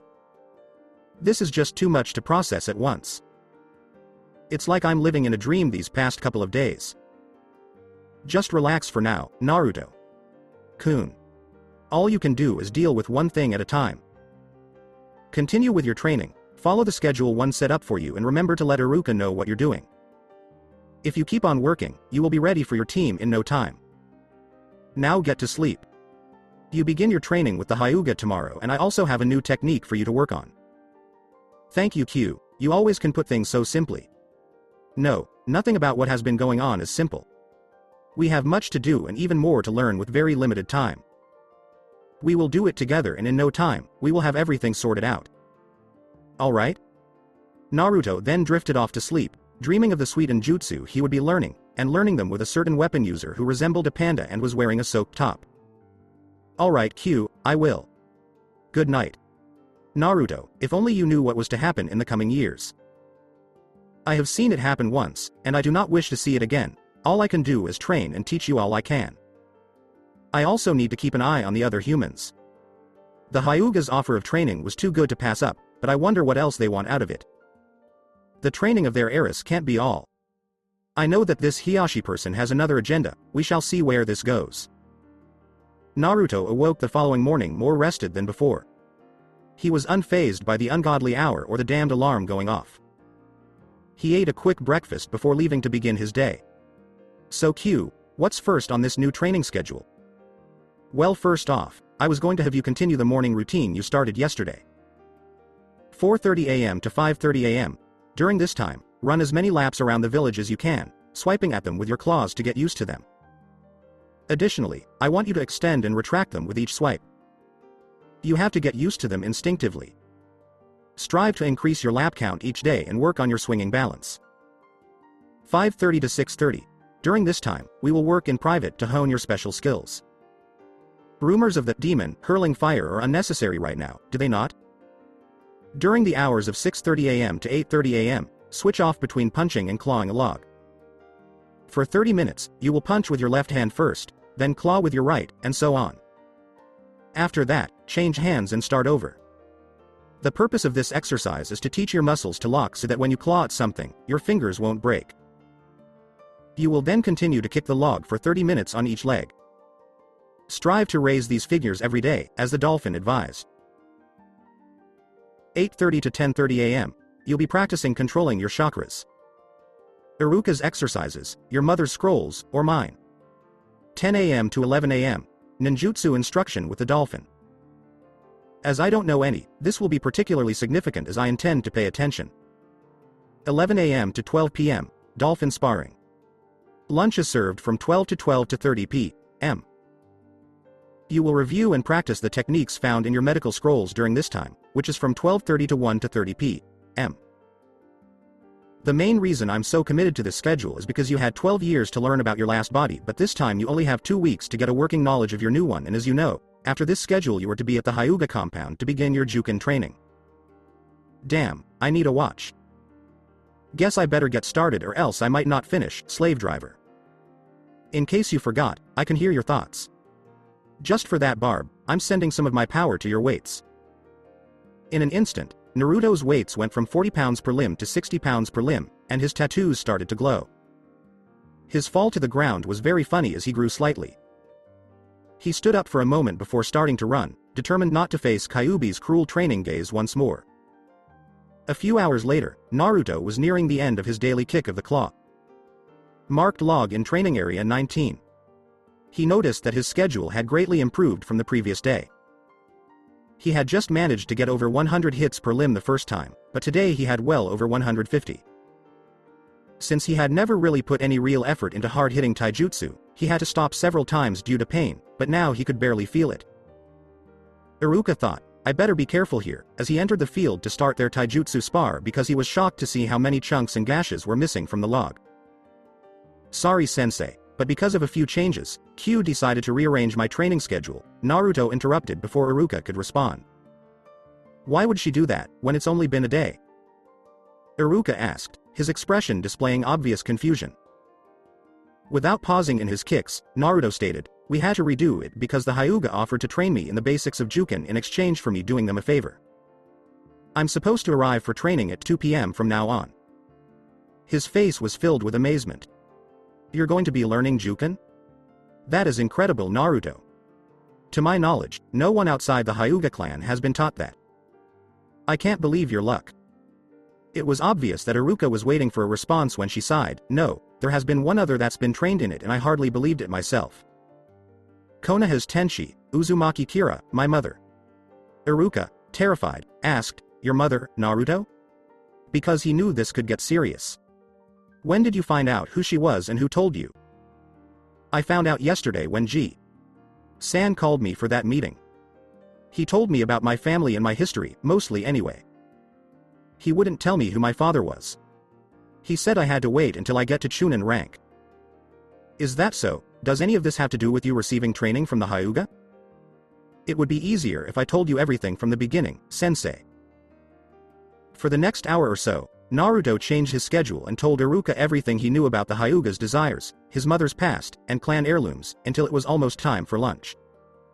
Iruka became irate and said, why can't anything with you ever be easy, Naruto? I want to know that too, sensei. It seems that every time I start to get used to one thing, another one pops up. So you're learning Juken in exchange for training with Hinata as well as some debt to your mother, and these artifacts from your father are some of the ancient war tools you told me in the Hokage about? I wonder if this will finally give that girl a chance to tell Naruto her feelings, or at least give her some confidence. If she can do that around the boy that always makes her faint, maybe there's hope for her yet. I was never able to fix that problem in the academy. Cradling one of his weights, Naruto remarked, yes, that's what Q said, and if you could have felt her emotions you would understand what these things must be. Did you tell the Hokage about what the heirlooms are or their history? No, at the time I was too upset to think about it, and afterwards I decided that I didn't want it out in the open. I may trust San. But as the Hokage, he would have to tell the council about them and I don't want that, so I decided to let him think all the relics of the war were destroyed, for now, anyway. If you think that's for the best. Remember Naruto, those items may have been used for war, but weapons are not evil. Only their users are. Now that they are in your hands, it's up to you to decide what they are, but you were right about those items. I believe it would be better to keep them a secret for now and be careful how you use them. All Naruto could do was to keep quiet and think about what Iruka had said. If you continue on training like we have been, it shouldn't be a problem and I have to admit, Kyuubi's training schedule is pretty good. We will have you a trained shinobi by the end of the week, then we can start on other jutsu and your medic training. Iruka replied with a sincere smile. You know, Q gave me the same advice that you did. What should we do now, sensei? If you're going to be a med nin, we are going to work on chakra control a lot more closely. Normally, they won't even begin training you in the medic program until you have high chunin control. How do I get that? Simple, since you've already completed the academy control exercises yesterday, which surprised me greatly, I will let you practice molding your hand seals on your own time and get you started on a higher level exercise. Cool sensei, what do I have to do? I'll have this beat in no time. Iruka said, smirking a little, all you have to do is climb a tree. Naruto uttered the words, huh? How is climbing a tree going to help? Completely missing his sensei's smile. I agree, with your claws, climbing a tree is simple. I think training in the use of Foxfire would be much more useful as a control exercise, since you have the hang of suppression. At least, that's what Q believed.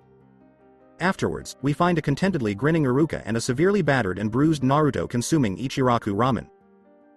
Naruto questioned in between bowls, what are you so happy for, sensei? I haven't finished the exercise yet. You are progressing in your training faster than I could have imagined. You will probably finish the training basics in a few days, and then we can move on to more complicated things with the time we have left, Iruka said, turning to face Naruto after his segment. And second, you forgot the bet you made with me after beginning the tree climbing exercise earlier in the day. After ascending the tree 3 steps, Naruto is hurled to the ground for an unwanted encounter as the tree's bark breaks. Naruto groaned from the ground, that hurt. I guess there are benefits to this training. Having the ability to climb walls will undoubtedly be beneficial to you. It will also aid in your learning of Foxfire, as it appears that you may find it challenging. Oh Kami. Sama, I'm going to die if you tell me something is going to be hard. Naruto. Kun, aren't you a bit over the top? You mentioned, and I quote, in case you forgot. You should initially experience some minor pain from your new senses. Those senses almost drove me crazy. I even fainted from the agony. It was then that Q and Naruto heard Iruka's loud laughter coming from his seat. Sensei, stop laughing. It's not very humorous. Yes, it is, ha. Ha. Just now, you appeared to be a rubber ball. Hey, I'll be an expert at this by lunchtime. I'll even give you a bet. Oh my goodness, what's the bet now? Knowing full well that he had won, Iruka asked. No male shinobi had ever finished this training in less than a day, not even the brilliant Yondaime, who had required 10 hours to master tree climbing. You have to buy me as much ramen as possible if I win. Iruka pales at the thought. The stakes were high, but he had the upper hand, having recently learned that his student was well off and finally having the opportunity to exact some small revenge on his poor wallet. Alright, it's a bet. But if you can't finish the exercise by noon, you will have to treat me to lunch every day until you get your team. Iruka enjoyed deceiving his pupil. Okay, the deal is sealed. I'm not going to lose. You have a little over an hour, by the way. You had better get going. Returning to the platform. This made Naruto hang his head in defeat and say, I can't believe I failed such an easy training exercise. Iruka's terse response was, you know, Naruto. By saying that, you just insulted the Yondaime. What? Sendi, how did I manage that? At your age, it took even the Yondaime, the greatest ninja in history, the youngest Hokage, and the hero of the Second Great Shinobi War, 10 full hours to finish this exercise. Do you mean to suggest that the Yondaime lacked skill? Naturally not, Naruto says, pale once more. I'll be doing this forever if it took the fourth 10 hours, I can't believe it. Now Naruto, this isn't how you do things. In fact, I believe you will be an expert in it in a day or two. Indeed, sensei, is that accurate? I learned this in about a week while practicing for 2 hours every day. You'll have the gist of it by tomorrow, and with your current rate of improvement, you should be able to grasp it pretty quickly. If you had more free time to dedicate to it, I believe you could have mastered it even sooner given the training you've already completed. That's cool. I was worried there for a second. Naruto, that is possible when you attempt to measure yourself against the Yondaime. Don't try to compare your accomplishments to those of the fourth. Compare yourself to yourself. Always strive to make your previous work better. In this manner, you'll always be aware of your areas for improvement. However, sensei, what good is a training partner or rival if that's the case? Doubtfully, Naruto inquired. You can never truly know your own strength if you measure yourself against other people. While having a rival is beneficial for learning, keep in mind that each person's strength is unique and cannot be completely compared to another's. Does that imply that I should only pay attention to my own abilities? Perplexed, Naruto asked. No, what I'm trying to say is that, despite your strength, there will always be someone stronger than you, or, to put it another way, someone whose advantages are your disadvantages. To put it another way, let me put it this way, I'm an all-around level shinobi. But that doesn't mean you're weak either. This means that my taijutsu, nin, and general are all regarded as being on par with or better than what is expected of a chunin. In other words, while I'm not weak in any shinobi skill area, there are undoubtedly others who are far stronger than me. Shinobi frequently specialize in one area of expertise. Consider your classmates as an example. Given their lack of experience casting or dispelling genjutsu types, Sasuke and Kiba would be classified as ninjutsu and taijutsu, respectively, and both would probably be weak against one at this point. We form teams in order to balance the strengths and weaknesses of each member for this reason.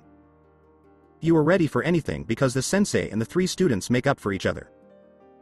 Naruto replies, so you're saying that I should always aim to beat or better myself so that I can always be sure to improve, and that I should only look to others' strengths to learn from and see how to adapt my own style instead of trying to copy theirs. After giving it some serious thought and even letting his ramen cool. Exactly, Naruto. It's not something I could have simplified anymore.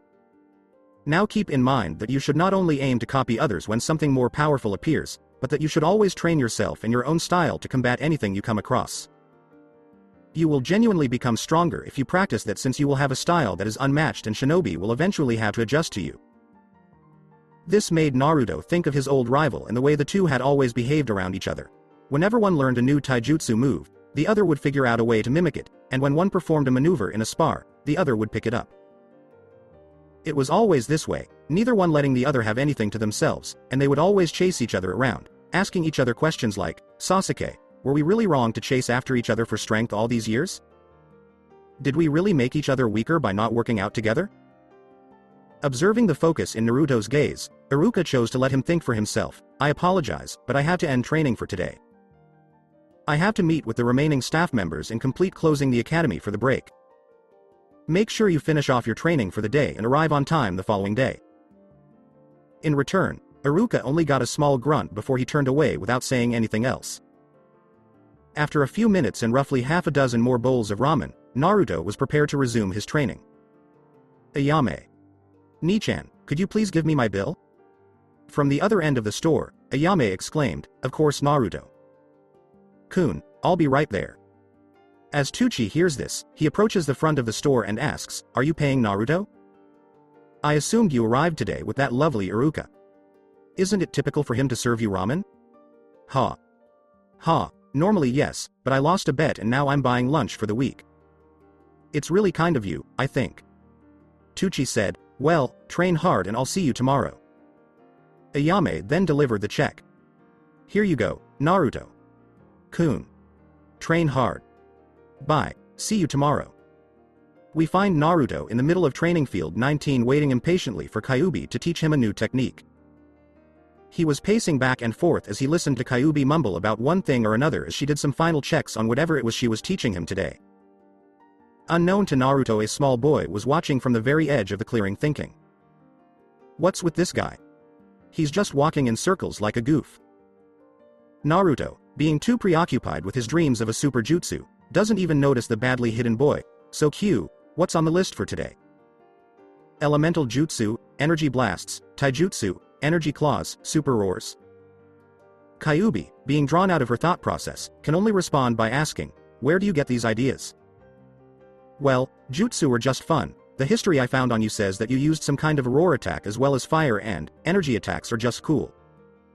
With a small giggle and sigh, Naruto. Kun, I have already told you that I don't know any jutsu. I never had a reason to learn them, because my fighting style is honestly better and so will yours. If you want to still learn them, then it's your choice. I may learn a few as well.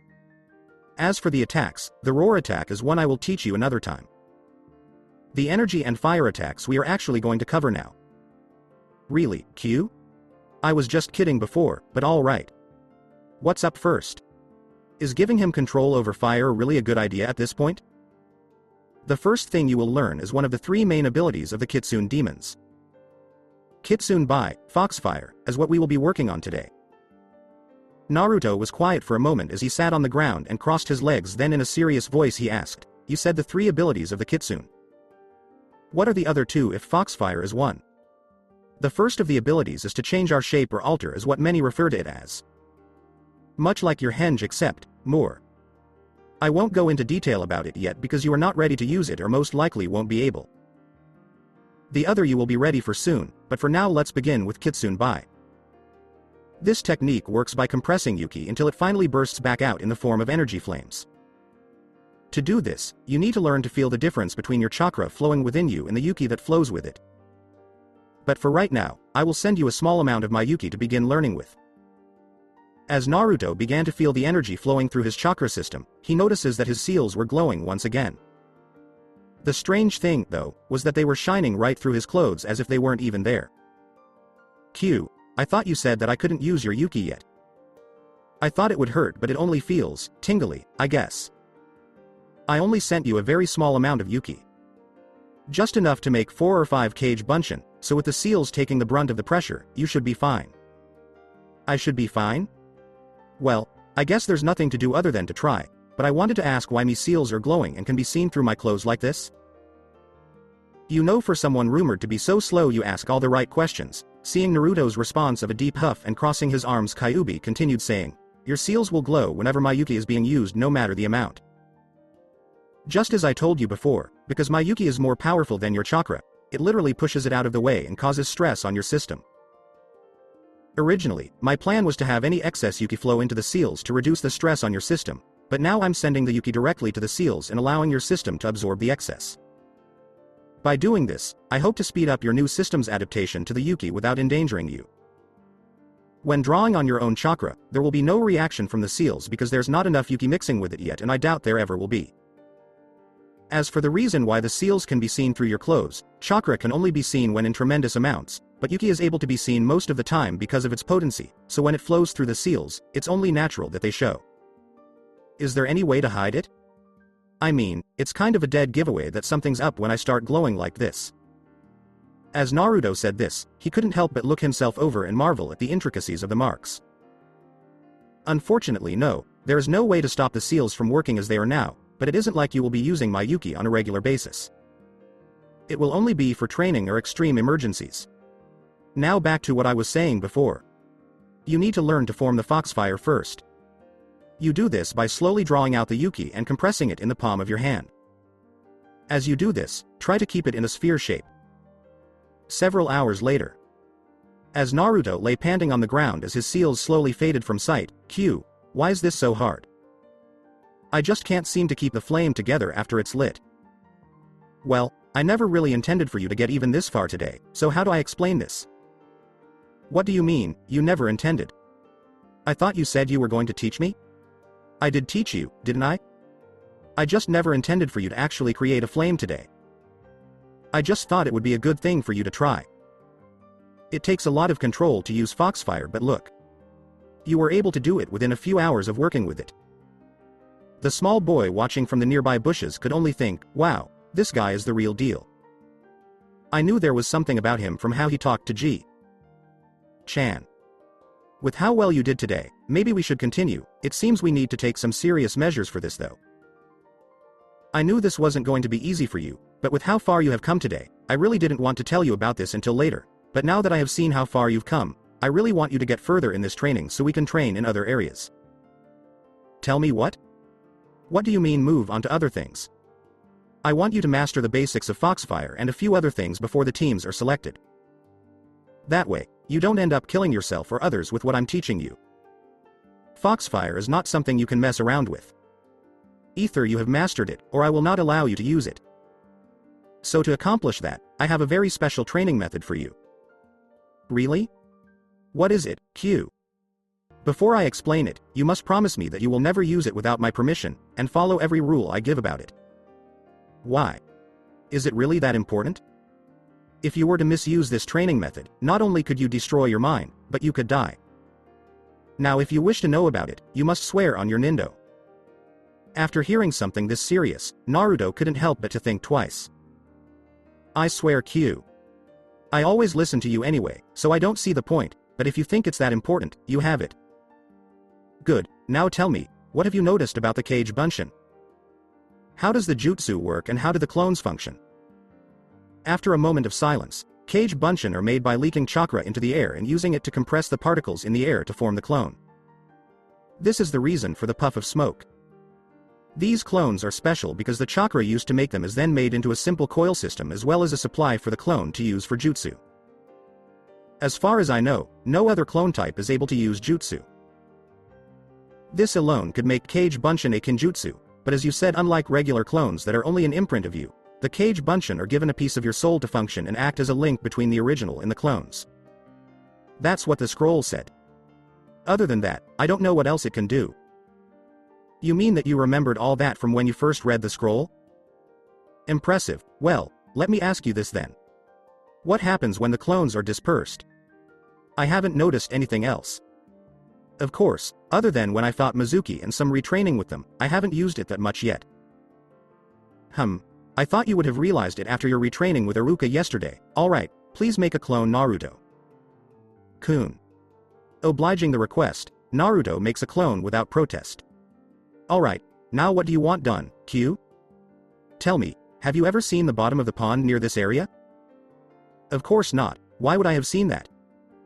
Good, please have your clone swim to the bottom and stay there studying it for a little while, then dispel it. While that's going on, continue with the Foxfire. Both Narutos wanted to know where this was going on, but just shrugged their shoulders and began their assigned tasks. Just as the second Naruto disappeared towards the lake, the small boy ran out from the tree line, stopping right in front of Naruto and screamed, "You're awesome. Teach me your skills and I'll become your disciple." Both Naruto and Q responded with the same response, "Huh? Huh?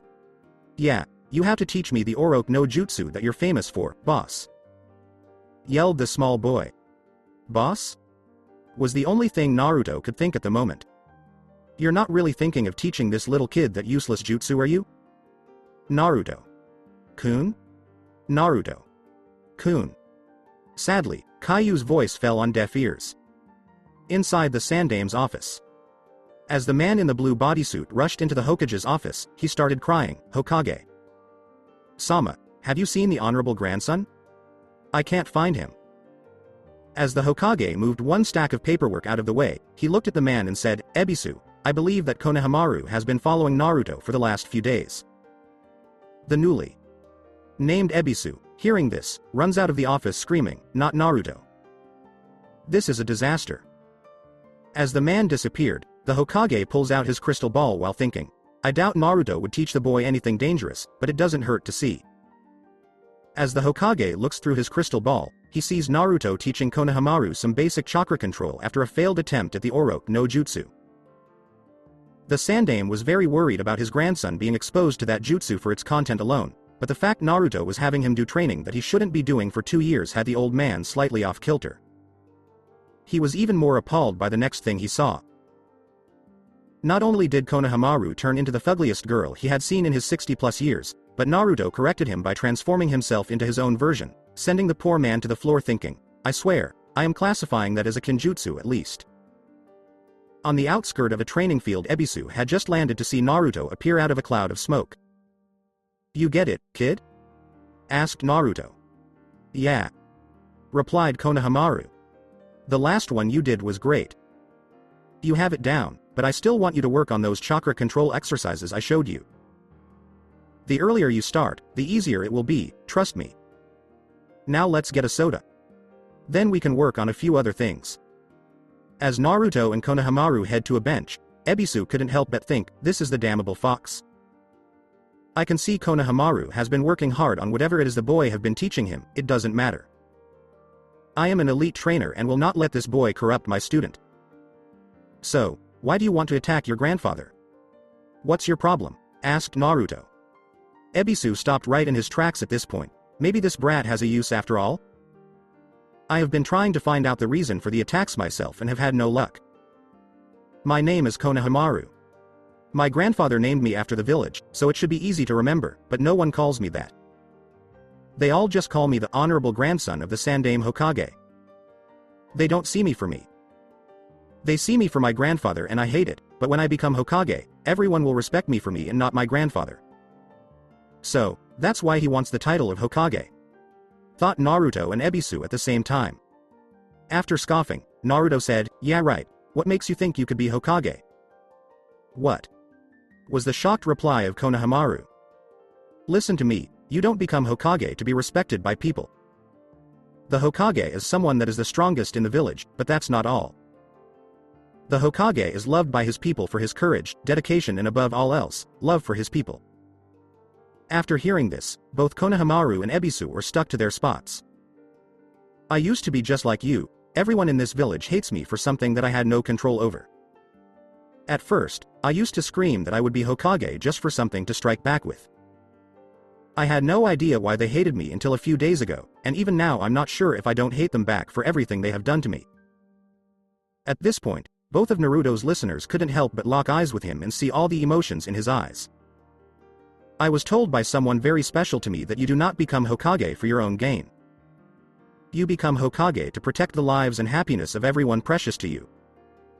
That means everyone in this village. It is my dream to become Hokage, but not for the power or the respect, but to have precious people, people that I can consider family. I hope that one day, I can really become a true Hokage like San, but I honestly don't know if I could ever truly let go of the pain this village has given me. I guess all I can do is become the most powerful ninja I can and see where life takes me.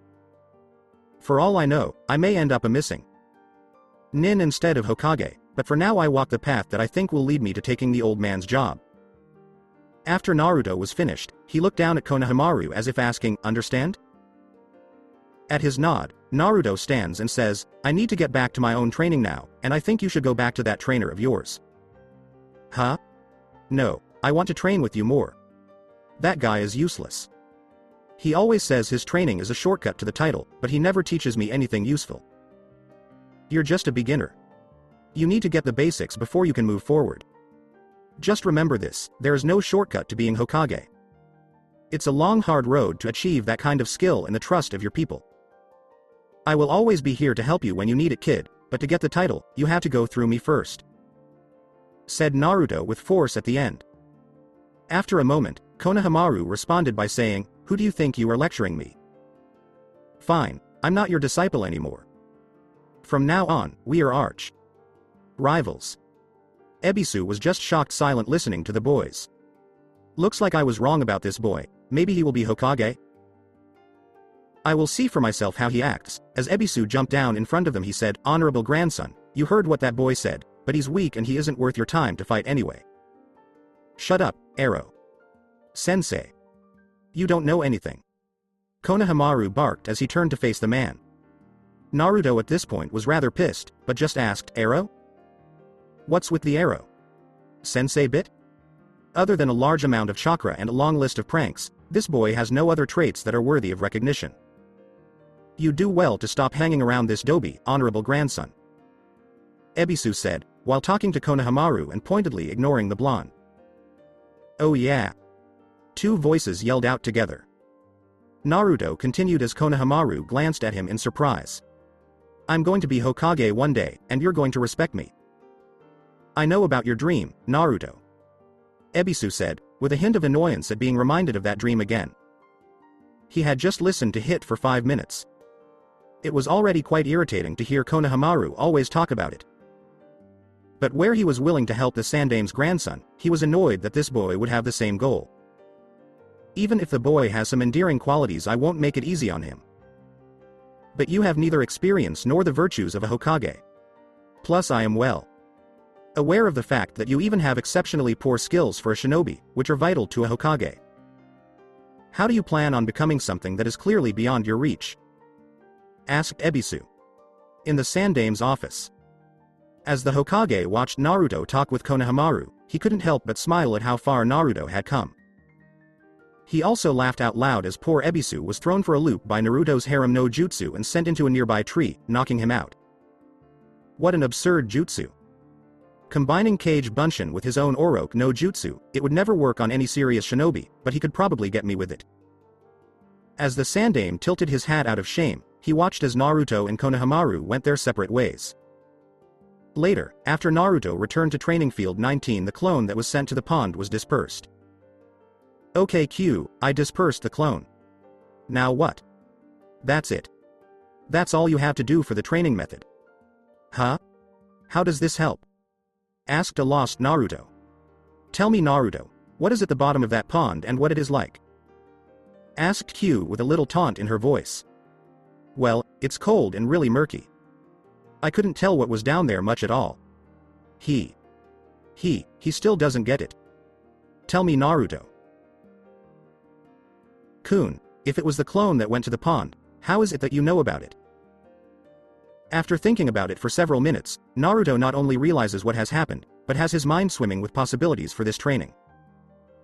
In a whisper even inside his mind, Naruto replies, I gained the knowledge and experience of the Kage Bunshin. Exactly Naruto. Kun, because the Bunshin carries a piece of your soul with it, it's as if you were the one to go to the pond. This training may not work on physical training, but chakra control, jutsu training or even scroll studies will be just as if it was really you. This is incredible Q. I could do months of training in a few weeks. I could do anything. In a tone that easily reminded Naruto of the legendary power that Kyuubi really was, she said, no, you will not. This is very dangerous and I won't have you tearing up your body again. You gave me your word to only use this method when I approved of it, and I will not have you use it so carelessly. Why Q, I could master anything with this. I could become Hokage and fulfill my dreams in a few years. Why can't I? Naruto automatically notices the drop of the Kun in his name and immediately came to attention. If we mess up with this training even once, you and I will die, do you understand? Using this method will strain your mind to the very limits. Strain on the mind becomes strain on the body and we have our limits. If we don't take this step. Step and give your mind time to adjust to whatever it gains, I just need you to listen to me about this, alright? It's new to me too. Shocked and a little unnerved by this, Naruto could only give a nod as an answer. I sometimes forget that Q is this millennia-old demon. She's always so cheery when I talk to her, but does she wear a mask like mine or is this really her? Ignoring Naruto's thoughts, well Naruto. Kun, let's start with 100 or so clones for now. We'll have them split up and train in things separately and disperse them one group at a time. Without a word, the clones appear with a quick hand seal. After the 100 plus clones appear, Q sends them off to do their training. Alright. First off, you 20 go and continue with the Foxfire. You 10 go and practice the henge, you 10 Kawarimi, you 10 normal Bunshin, you 30 chakra control exercise, as in tree climbing and any others you know of right now. Finally, you 20 I want studying the first med scroll and quizzing each other on it. Naruto, you need to head home and clean up. You need to be at the Hyugas in 45 minutes. Was the commanding leadership Hugh demonstrated? Is it already that late? Do we really just leave the clones like this? It will be fine, Naruto. Kun. As long as it's us that dispel them in turn, we can take our time. Now get going. Without another word, Naruto heads for home to shower and prepare for his first day of Juken training. Just outside the Hyuga compound, Naruto is hit with a sudden pain in his head. Ah, SSSSSS, what was that? It felt like someone just Juken slapped me in the head again. Said Naruto as he stumbled slightly. That, Naruto. Kun, was the 30 clones we sent to do chakra control dispersing. See what I meant about misusing the training? If it hurt that much with 30 clones working for 40 minutes each, just imagine if all 100 of them dispersing at once. Naruto visibly shivered at this. Don't worry, Naruto-kun. After a while of using this method, it won't hurt anymore with this few. Even if you were just a little more experienced with the normal use of the jutsu, this would be nothing. Besides, that was only a little more than 22 hours of training between the 30 clones. Well, that's a relief. I was thinking it was going to hurt that much every time. By the way, why did you disperse the clones already? Juken needs very accurate chakra control. I doubt they expect much from you at first since they are placing you with the beginners, but it doesn't hurt to have a little extra training. Besides, you needed to experience it at least once. Now replace the clones I dispersed and get to the compound. It wouldn't be good to be late on your first day. Naruto arrived at the compound with about 10 minutes to spare. He was met at the gate by a guard and was guided to the training field. He was sure to pay attention to the layout so he could find his way on his own. He also noticed he was still getting quite a few glares from the Hyuga, but these glares were different than the ones from the villagers. It was as if they were glaring at him and not at Kyuubi. These people seem to be angry at you for another reason. They don't seem to hate you for me. They seem to dislike you for the prank you pulled. Understandable. Is that so? I never thought so many people could hate me and not you. Was Naruto's sarcastic remark. Well, if that's what I get for trying to help, you're on your own for this one. I'll see you later. Oh, by the way, Naruto-kun. We will talk later about you teaching a child that jutsu of yours. Naruto knew that Q wasn't really mad because she still used the kun suffix in his name, but the thought of what she meant by the jutsu he taught to Konohamaru, she was probably just using it as an excuse to get a nap, but Naruto decided to worry later. He was actually looking forward to training on his own without her help after so long. He wanted to see what he could do on his own. Well, here you are. Practice doesn't start for another 7 minutes. You may want to be more punctual next time. Was the comment from the guard with a slight edge to his voice. Also, be sure to scrub the clothes well tonight and don't slack off. Teme. Was Naruto's reply in his head. Well, since I've got some time till practice starts, I might as well see how much I've improved with the bunshin training. With this in mind, Naruto walked up the side of a nearby tree until he's hanging upside down from a limb. Then, after finding this incredulously easy, he continues by trying to compress the Foxfire orb faster with his right hand. I guess the clones really work. It was taking him much longer to form an orb than it did before. He figured that at the rate he was going it would take an entire 6 minutes to fully form it. What's wrong? It only took seconds before, so why so slow now? Did you already forget? Spoke Caillou's sleepy voice. Before you were using my pure Yuki, so of course it took so little time. Now though, you have to pull the small amounts of Yuki from your own chakra to form the orb. And not very well. You're mixing far too much of your human chakra in, which is slowing you down. Focus on pulling out the Yuki instead of speed and it will get faster. Naruto, taking Caillou's advice, decided to continue and made sure not to ignite the orb. He just continued summoning chakra into the finished ball, then releasing it back into his system. He was sure that if he could get faster and more skilled with creating the orb, then making the fire last longer would become easier. However, no matter how hard he tried, he couldn't get the fire to last more than a few seconds. It was as if after the fire was ignited, it was trying to escape from him. This is exactly how the other students and the sensei found him with Hiyashi close behind. After a faintest of surprised look crossed his face, Naruto, don't you think it's a little foolish to train in such a difficult exercise before your Juken lessons? This boy has already come this far? That skill in tree climbing is chunin, thought Hiyashi. The sensei and the other students were in awe of the display. The level of control was usually not seen until advanced Juken. Most of the intermediate students that were already on teams couldn't do that. Even though Juken focuses on chakra control in the hands, tree climbing was still rather difficult at first for a Hyuga. Naruto decides to take a moment to study the people below him. The sensei was an elderly man, probably in his late 60s from the look of him. The students seem to all be between 5 and 6 years old, and of course Hiyashi is the same as always.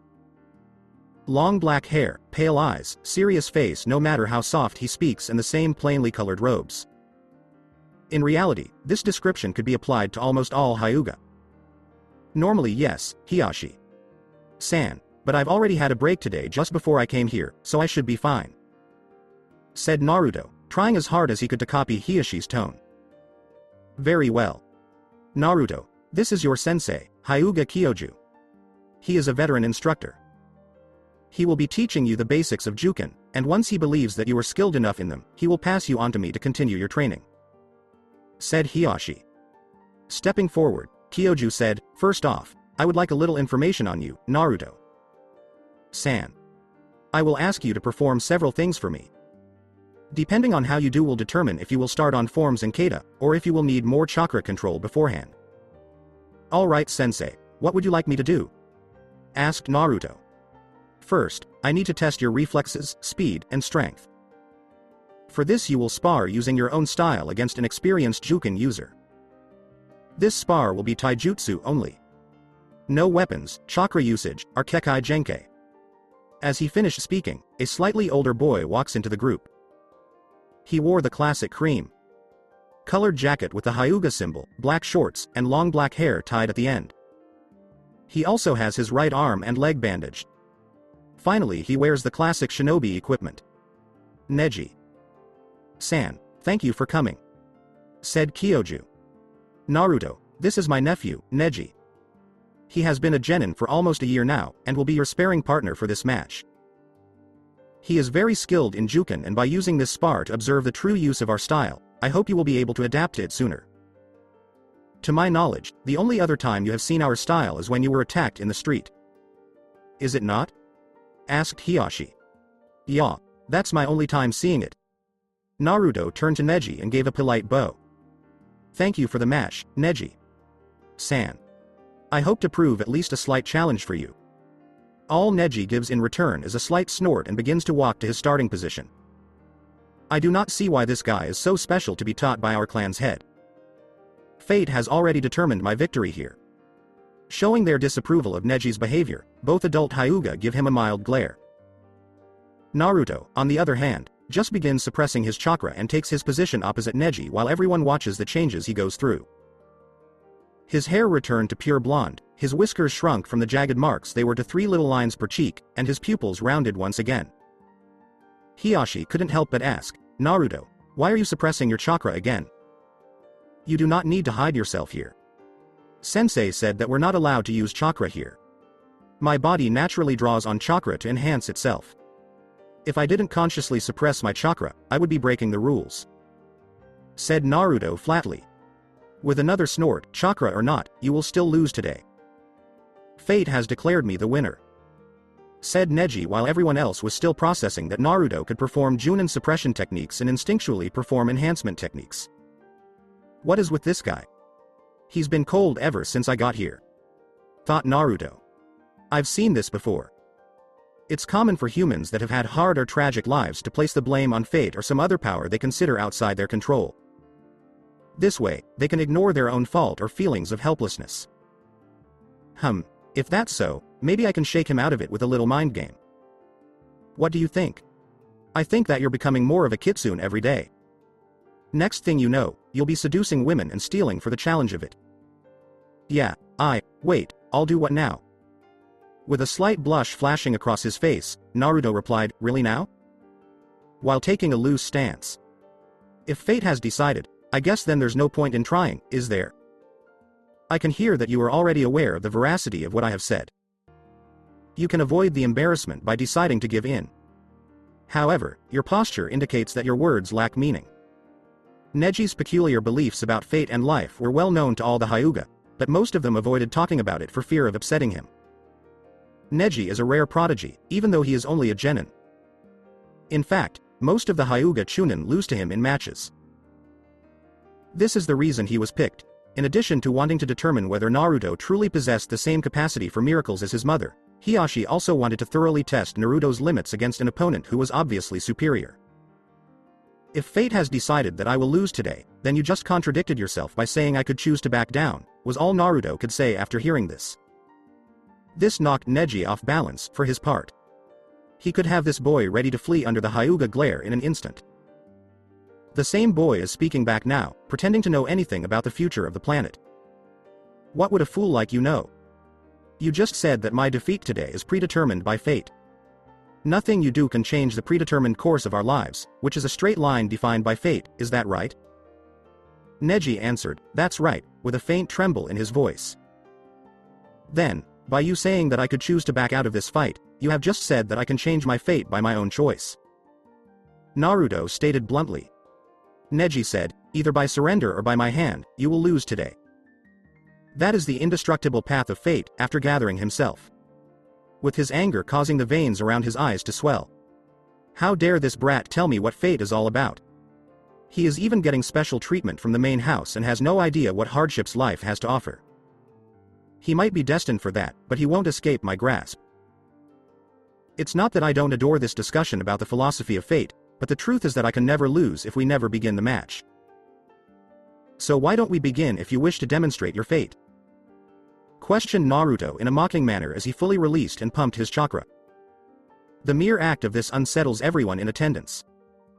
The chakra is so powerful that tiny bits of rock and dirt are starting to float in the air in addition to the air pressure rising. Though not significantly darker than usual, the chakra that was being released was still discernible. The surrounding Hyuga make a lot of noise when they can see the chakra at all.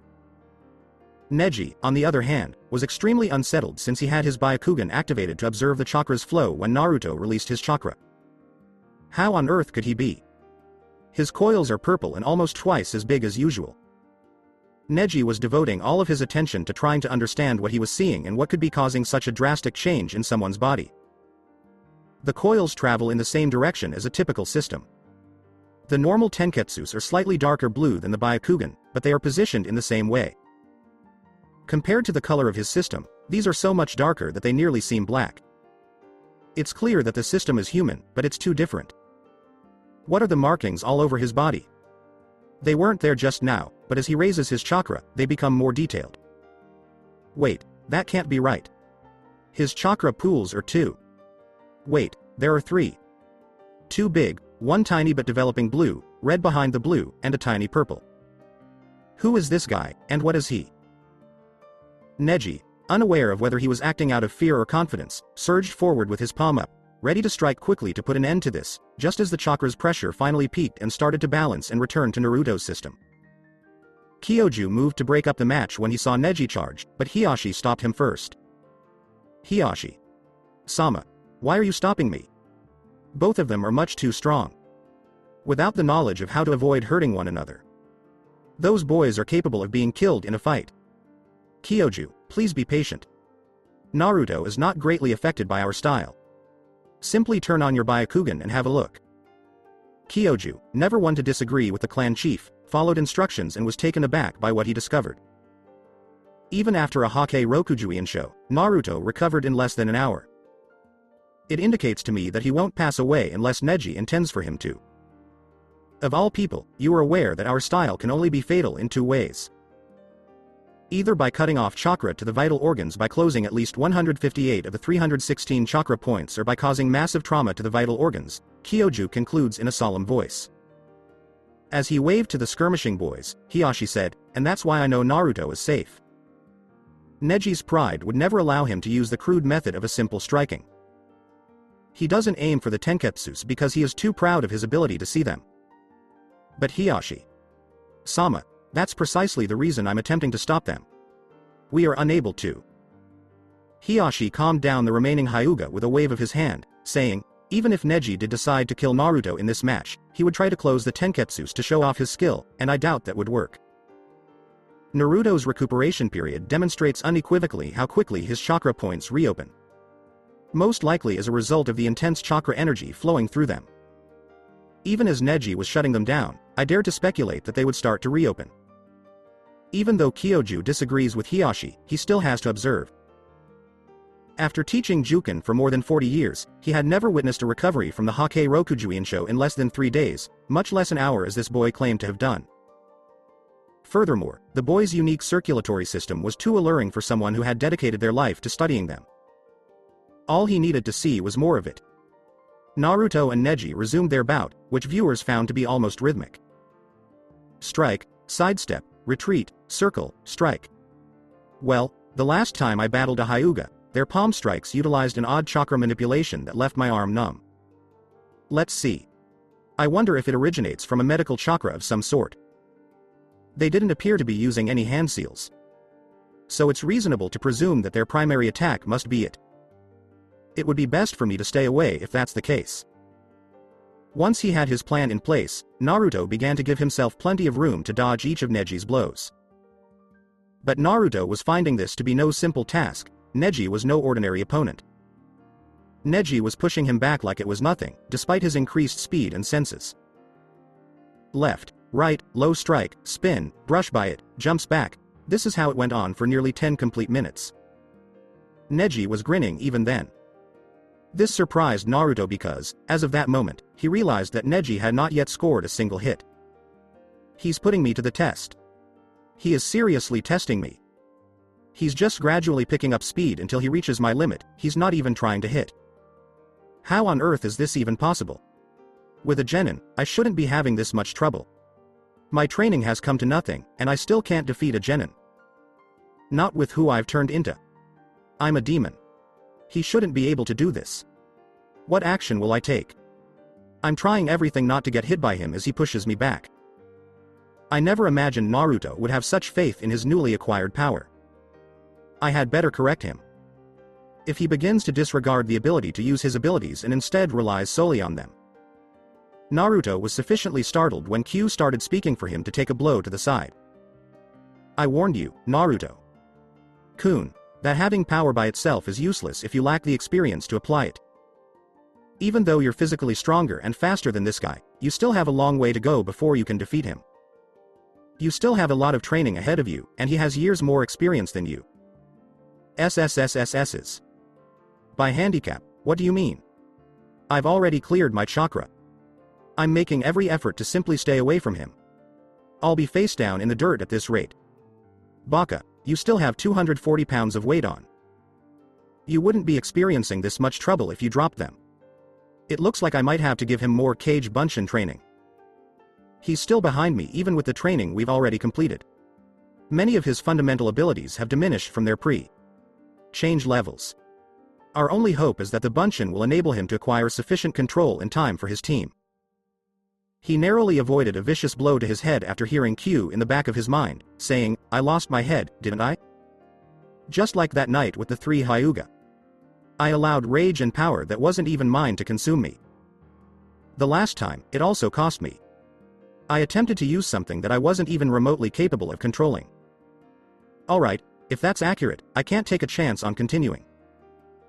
I'll just stay away from him until I can put him in a position where I can kill him and declare victory. Neji launches a palm strike at Naruto's heart as a follow. Up to his previous blow, but Naruto ducks beneath the strike and spins on his heel to get behind Neji. When Neji eventually turns to face Naruto, he quickly backflips to put some distance between the two of them and lands in a ready stance. Here we go Neji. Off to the side. Hiyashi. Sama, these boys are incredible. They both have amazing speed and agility for their age, but it's clear Neji has the upper hand in this by experience. Naruto just doesn't seem to grasp his own abilities yet. He's losing far too much stamina and speed with his movements, but it's obvious that Naruto-san could easily have the basics of Juken mastered within weeks. The first few years are really only about chakra control and physical conditioning. The Kata practice is really only for muscle memory to help later on. All Naruto needs for Juken is to master the basic Kata and chakra manipulations, said Kyoju in an odd voice as he looked on with the children of his class. Because of their constant movement, the two boys are mostly just blurs to those who are observing. Hiyashi gave the older man a scroll bearing the Hyuga symbol and said, That's good to hear Kyoju. I would like you to begin Naruto's training with the time you have left for today and then send him on to me. Also, be sure to give him this scroll before he leaves you. Kyoju simply gives a nod in response to the request before focusing back on the battle. What will this boy become? If this is what he is with the minimal training Hiyashi said he's had. Neji and Naruto had been circling each other a few times now, simply looking for a gap to exploit in the other's defense. This is more than I ever expected from this guy. He's not near my level or Lee's yet, but he's close, probably could give 10. 10 a good workout, but it's still not enough to defy fate, but for some reason, I want him to win. I want him to defy fate. Why? Why, when I know it's not possible, Neji chose to attempt a psychological assault rather than a physical assault. Neji tried to ignore his own thoughts and uttered the classic Hyuga tone of superiority, as I said before, Naruto. You are fated to lose to me today. If I lose today, Neji, then I lost, but not because fate decided, or because some deity liked you better than me, but because you were the stronger of the two of us. Naruto growled with venom. You are just a fool that will not accept the inevitable. You are destined to always be weaker than me. That is the truth, nothing will ever change that. Neji, you're stronger than me. Even if I went all out, I realize now that I would lose. I'm the stronger, faster, and more powerful of the two of us, but you're not an opponent to be beat with power alone. This whole match you have only been testing me, barely trying from what I can see. I've already accepted this defeat, but that doesn't mean that I will accept that fate decided it. If fate even really exists, then I will spend my life fighting against what it decides for me. When Naruto is done, he slowly grabs the black band that hangs on his left wrist and releases it with a gentle click. 3 more gentle clicks separated the first one, and then the bands started to slowly slide off. Neji shot back, scathing, "Do you think removing a few weights will change anything, fool?" Naruto walks silently toward Neji, allowing the bands to drop one by one. As they land, the bands create the sound of a body hitting the earth. Naruto vanishes in a blur to everyone who doesn't have an active Byakugan with a light swoop. Kyoju said in shock, the boy was wearing weights all this time. Naruto appeared to the left of Neji and attempted a cross-kick to his chest before anyone else could respond. Yes, I got him. I was able to get a slight advantage with my speed. I know he won't fall for this tactic again, but at least I was able to land a hit on him in this match. Naruto's kick was about to land on Neji's chest when the prodigy, with a single hand, moves just slightly to the left and catches Naruto's leg. My teammate moves far faster than you, Naruto. The weights he trains with almost make yours seem like toys. His freakish speed does not work on me, so neither does yours. If you are to train with the Hyuga, remember that our eyes are all seeing, even to high speed. Neji replied. After Neji had finished speaking, he threw Naruto's leg to the right and turned him slightly so that he could finish the fight by getting a clear shot at Naruto's back. When Naruto realized what was going on, he adjusted his movements to fit the spin in order to set himself up for an attack. Even though he was still unable to hit the Hyuga, Neji struck Naruto hard in the chest, sending him sprawling to the ground and clinging to Neji's arm for stability. Damn, why am I so outmatched here? I can't even land a hit. I said before Naruto. Kun, you have great potential, but you still have a long road ahead. You don't have enough of a grasp on your own abilities, so how can you expect to outmatch someone else with them? Raw power is all you have at this point, and that isn't enough here. Naruto started to straighten himself at that moment, and a fire appeared in his eyes. Naruto grabbed onto Neji's arm as he was about to pull it back, seeming to dig his claws in deeply enough to cause the Hyuga to scream in agony and cause the others to cringe. Naruto used his free hand to reach out and firmly grab Neji's throat while the latter was preoccupied with the pain and attempting to remove the clawed hand. Why does this hurt so much? They're just puncture wounds. Kunai are more tolerable than this. Neji and Naruto met in crimson red, their pale white eyes locking. The period of time marked by the stare and silence ended when Naruto said, "It seems, Neji, that we have a tie." Through bloodied teeth in a raspy, almost strained voice. If you pull your arm away, my claws will tear out your tendons, and if you try to move, I'll remove your throat. I, on the other hand, am stuck with your hand over my heart, and we all know what a Juken strike could do right now," said Naruto with a slight cough. Neji was enraged. He was astounded that he had committed such a careless error. He'd let the boy get close to him. Avoiding letting your opponent make contact is one of the first rules of fighting. This is impossible. He allowed me to strike him. With his speed, he could have dodged. I allowed him to trick me like this. No, I didn't let him. He did it himself. He is definitely someone to be watched carefully. You will not defeat me again. Shinobi deaths frequently resulted from a single touch. Kyoju exclaimed, "That is enough." Neji retreated as instructed after hearing the yell, "Naruto, release Neji immediately." As the two boys gradually separated from one another, the sensei went straight to Neji to examine his injuries. Kyoju yelled, "What is this?" Naruto had threatened to access the boy's tendons, but the wounds on Neji's arm were barely bigger than scratches. He turned to face Naruto and saw that the boy had coughed up some blood following the blow to his chest. "Naruto, what did you do to Neji to make him scream like that if you didn't puncture his arm as you said?" replied Hiyashi. Naruto said, "I just channeled some chakra into his arm through my claws. It's a type of medical jutsu that can either cause enough pain to make him think I actually had my claws inside his arm, or numb his muscles to relieve pain." The effect was as though tiny electrical bolts were shooting between their claws. Impressive, Naruto. San, Neji, thank you for your help. You may have the rest of the day off after getting your arm bandaged. Hiyashi replied. Neji did nothing but glare and growl at Naruto until Kyoju helped him into the mansion. Hiyashi realized that Naruto had fainted when he turned to face him again. I think he used up too much energy in that spar. Just give him a moment to rest. What do you think, Kyoju? How far do you think he could go in our style? Hiyashi asked, glancing at Kyoju. Honestly, Hiyashi. Sama? If the boy had our Kekai Genkai, I believe he could probably master the style in a few years' time. Most of the training we put our own through to prepare them for Juken is stamina, chakra control, chakra capacity, and learning the Kata fluidly. Other than some tutoring in manipulating his chakra to affect the circulatory system and learning the Kata, he is already trained well enough to start. All he needs is repetition and practice. That is good to know. When he wakes up, give him that scroll from before. It contains all the basic Kata for our style. Tell him study it until his training time with my daughter, and practice it more on his own time. Hi Hiyashi. Sama, the training of this boy will certainly be interesting. In the office of Sandame.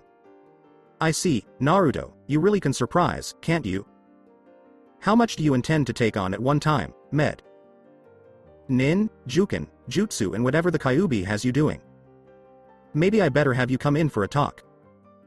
If you continue like this, it could cause you more problems than good. This idea causes Sandame to summon his assistant. Yes Hokage. Sama? How can I help you? I need to know what my next available appointment slot is. One moment sir, unfortunately, Hokage.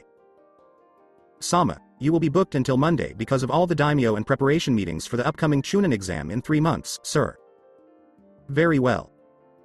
Make an appointment for the earliest time Monday morning, and have a message sent to Umuno Uruka to be there with Uzumaki Naruto. Hi, Hokage.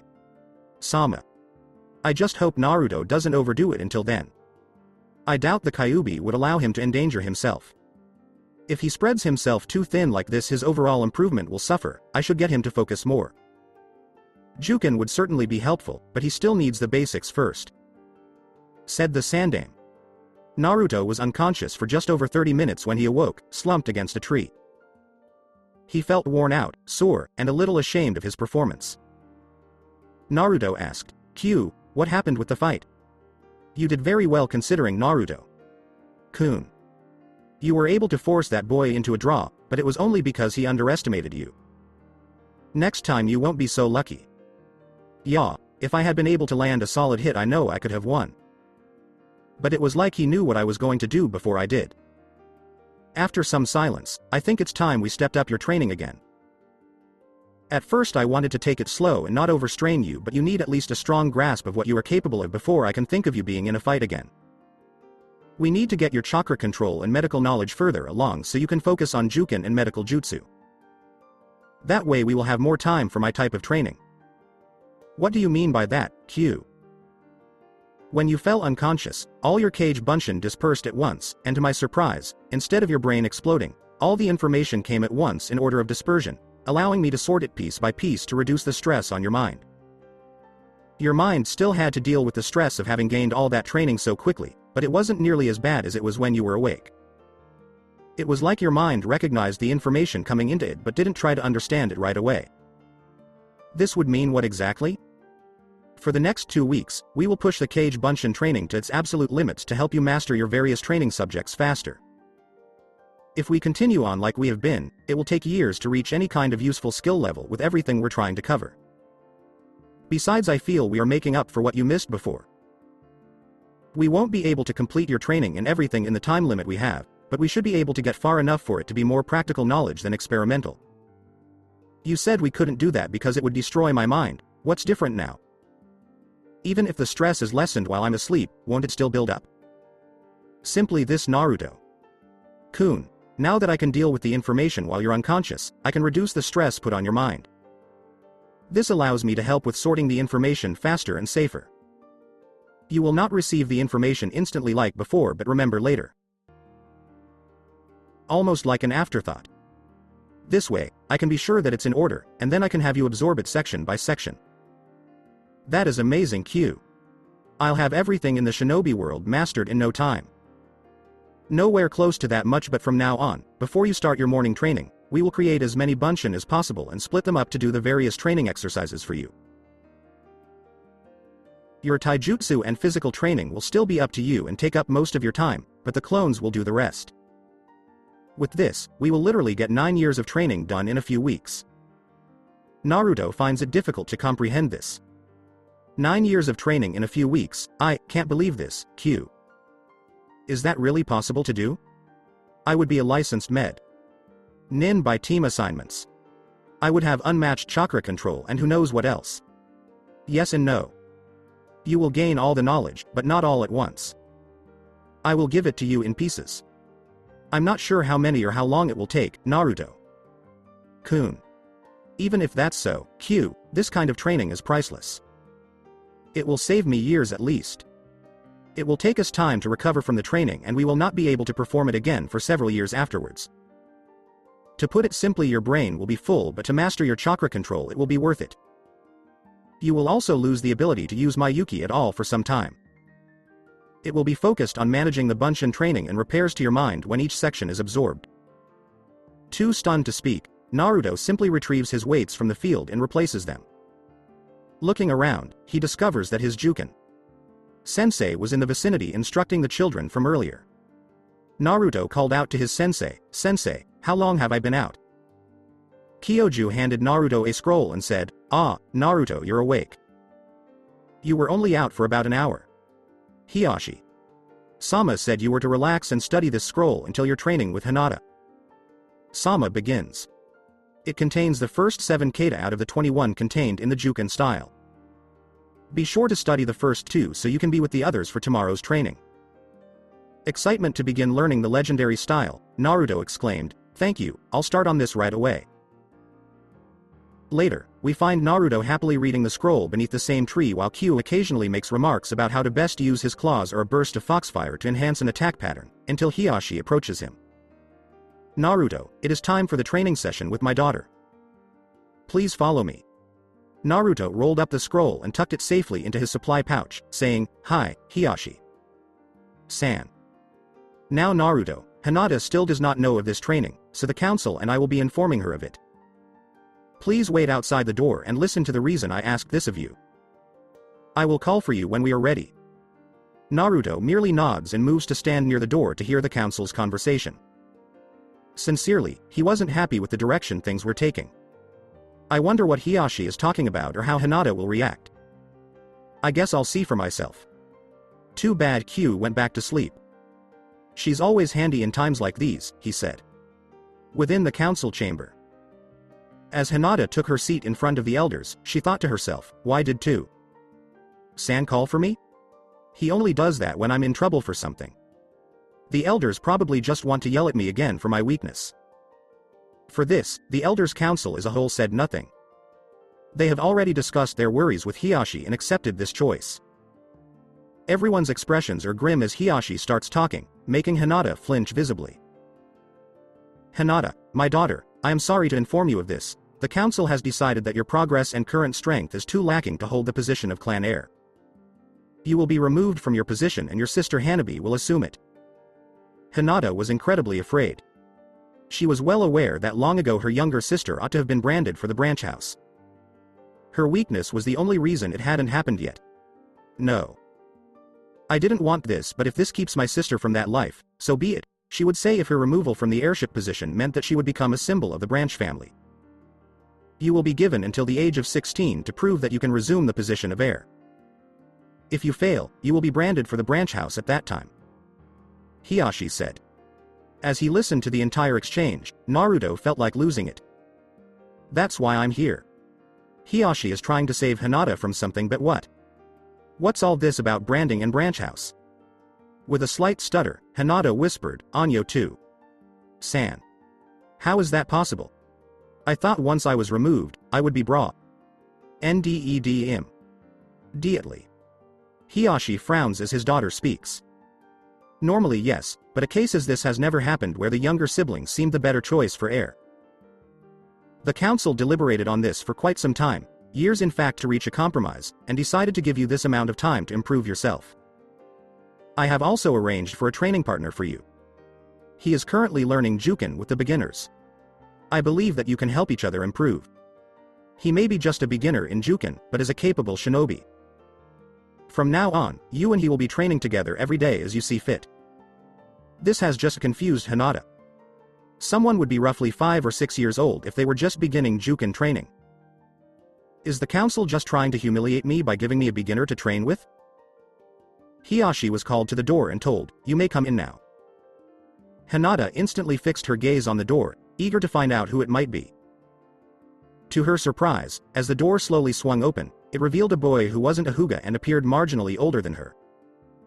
She had no idea who this was at first, until she saw the birthmarks in the form of the whiskers, blue eyes, and blonde hair.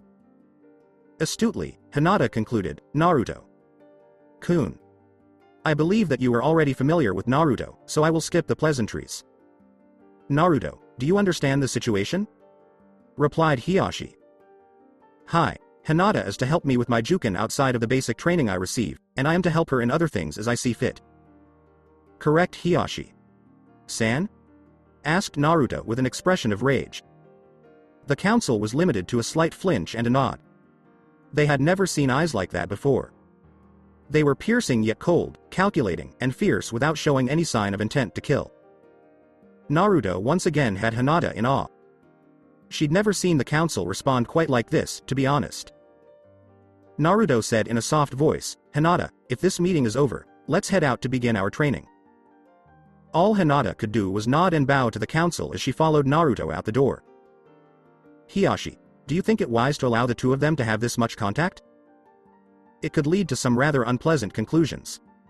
We have already discussed this enough. The decision is final and we will not interfere with them from now on. Understand? You may have sway over clan affairs, but my family is my own in these matters." Hiyashi gave a stern order. The council walked out of the room, obviously unhappy, but they said nothing. In the sparring fields just outside of the compound walls, Naruto and Hinata have taken to sitting under the shade of a rather large tree. Hinata, in true fashion, is twiddling her fingers and blushing madly. "I guess we should start by getting to know each other better. If we're going to be spending all this time training together, we should at least be good friends," said Naruto, trying to lighten the mood. "ALR. Ait Naruto. Kun, what do you w? Ant to KN. Ow?" asked Hinata. First thing to go is the stutter. The finger poking is cute, but I think it's just her way of blocking things out, so it needs to go. I already know she's great. It's just her confidence that needs help. Well, how about first we start by telling each other our likes, dislikes, and what we want to improve on the most? "I'll start," said Naruto with his fox grin in place. I can't believe Naruto-kun is talking to me. His attention is on me. Even if it's only for training, Naruto-kun is all mine. For now, thought Hinata sadly. First off, I like ramen, training, and learning new things. I dislike waiting for my ramen, people who mistreat others in any way, shape, or form, misuse what they've been taught, and people who don't believe in themselves. What I really want to learn the most is my Juken and medical training." Hinata, hearing Naruto's dislikes, can't help but to have slight tears in her eyes. "So what about you, Hinata? What is it that makes the Hyuga princess tick?" asked Naruto, showing yet another foxy grin. Anyo I Lee. K looks into Naruto's eyes. Pressing flow. Words and reading. I don't really dislike any. Hing and I want to be stro. Inger. Naruto couldn't help but to frown. What is with this girl? She's had a difficult life, but not that bad. I know I've had it worse, and so do many others. So why is she so screwed up? You forget, Naruto, you never had any support in your life before Iruka. You have lived by your own strength, never knowing the love of others. That while far harder has made you strong, but what do you think you would be like if he died? Q said in a sage-like voice. This simple statement brought it all together for Naruto.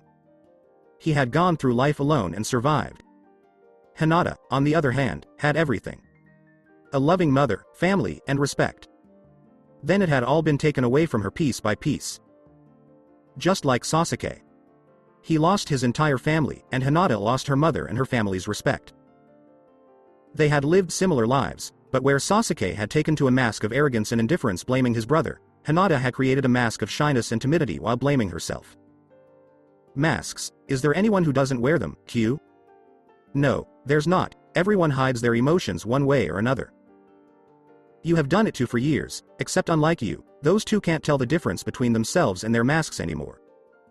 You're correct about this girl. She is strong and well trained. It's just her confidence that's the problem. In your whole class, she's probably in the top 3 or 4. That's good. So all we need to do is get her to have some backbone and a little sparring. Naruto, now knowing this, forms a harsh plan to get Hinata on the way. Hinata, I think first off, we need to find out where we stand with each other. Hinata, in true pervert fashion, takes this in the most perverted way possible and passes out from blood rush. Now, what the fuck is up with that? All I said is we should start with a spar. I think I know what the problem is, Naruto-kun. What? What is up with this girl? If she wasn't so nice and sort of cute, I could swear she was a total weirdo. Thought Naruto with a sour look. She's led a sheltered life. This combined with the shyness we discovered earlier in her natural perverseness. She's a pervert. How can a girl be a pervert? I thought they were the ones that always busted the perverts. Giggling, Naruto-kun, everyone in the world is a pervert. It's just to what extent of a pervert you are. Many are like you. They keep their perverted thoughts to themselves and pretend not to be one. Hinata, on the other hand, believes that these thoughts are wrong and battles with herself about them. This causes her fainting. Really? So how do we take care of this? Well, we haven't gotten very far in your medical training, but I believe you should know a chakra manipulation to create an electrical current to either put someone under or bring them back to consciousness. With this, we should be able to continue the training. I can do that, but it doesn't solve the problem. It just keeps her awake until she faints again. What can we do to get her out of this permanently? I only know 3 ways. 1. We could build her confidence bit by bit with spars and maybe set her up on a few dates to get her some backbone. Like hell we're doing that. Until this girl gets under control, she isn't getting near my Naruto-kun like that. No matter how much she likes him. I'll set them up once she's under control. 2. We shock her with something so perverted that she's short circuits, and when she recovers, her little thoughts will seem innocent in comparison. Or 3. We have another girl confront her on it and help her to come to terms with it. The first will take too long, the second I think is too drastic and could backfire on us. The last seems the most likely, but I don't know any girls to ask. The closest one is Tenten, but I think it would be a little weird to ask her to help with this. You know, Naruto-kun, there's always me, I'll take care of that girl in no time. How are we supposed to do that? Me talk to her for you? That will just be weird. No, if you find out the hand seals for the Kachiyose no Jutsu, I could take care of this. You finished the summoning. I thought you said it would take longer? Yes and no, I have figured a way for me to get out, but not to take my power with me. I actually think that I won't be able to. The seal will only let me take an amount of my Yuki that is equal to the amount of chakra you possess. So the seal will only let us be equal. I guess the Yondaime figured this would happen sooner or later and wanted to make sure you couldn't get out of hand. I agree, but it really doesn't matter now. You will only grow stronger from this point, and that means so will I. Like I've been saying, all the power in the world means nothing without the skill to use it. That means you're going to need to train me to fight as well. Yup. That's your catchphrase all right. Wait, what? How am I going to teach you anything? I'm going to have an actual human body because we will be using one of your cage bunshin. Before, my human form was a form of illusion. Aesthetic only when you get down to it. Like the henge I told you about, but better. I believe that I will still have my fox form, but with the size, I'll bet it won't help much. I will need to learn to fight shinobi style, said Q with the biggest smirk. Now wake her up so you can go see the Hokage for the hand seals. Naruto, hearing this, takes a long look at Hinata and starts to focus a small amount of chakra to his pointer and middle fingers. Slightly picking Hinata up, he then places the fingers at the base of the back of her neck. Not even a moment after applying the chakra, Hinata shoots up with an owlish look on her face. What happened just now, Naruto? Kun? Asked Hinata without a single stutter. Maybe there's hope for her after all. You passed out for some reason, I'm sorry Hinata, but we will have to cut our training short for today. Hinata looks down. I messed up already, Naruto. Kun probably thinks that I'm a freak for fainting like that, but I couldn't help it. Thought Hinata with slight tears in her eyes. Naruto, seeing the tears, decides to try to comfort her. Don't worry Hinata. We will train together the same time tomorrow. I just need to go see San now. ALR. Ite Naruto. Kun, but WH. At do you nay? Ed to see the Hokage for? Asked Hinata.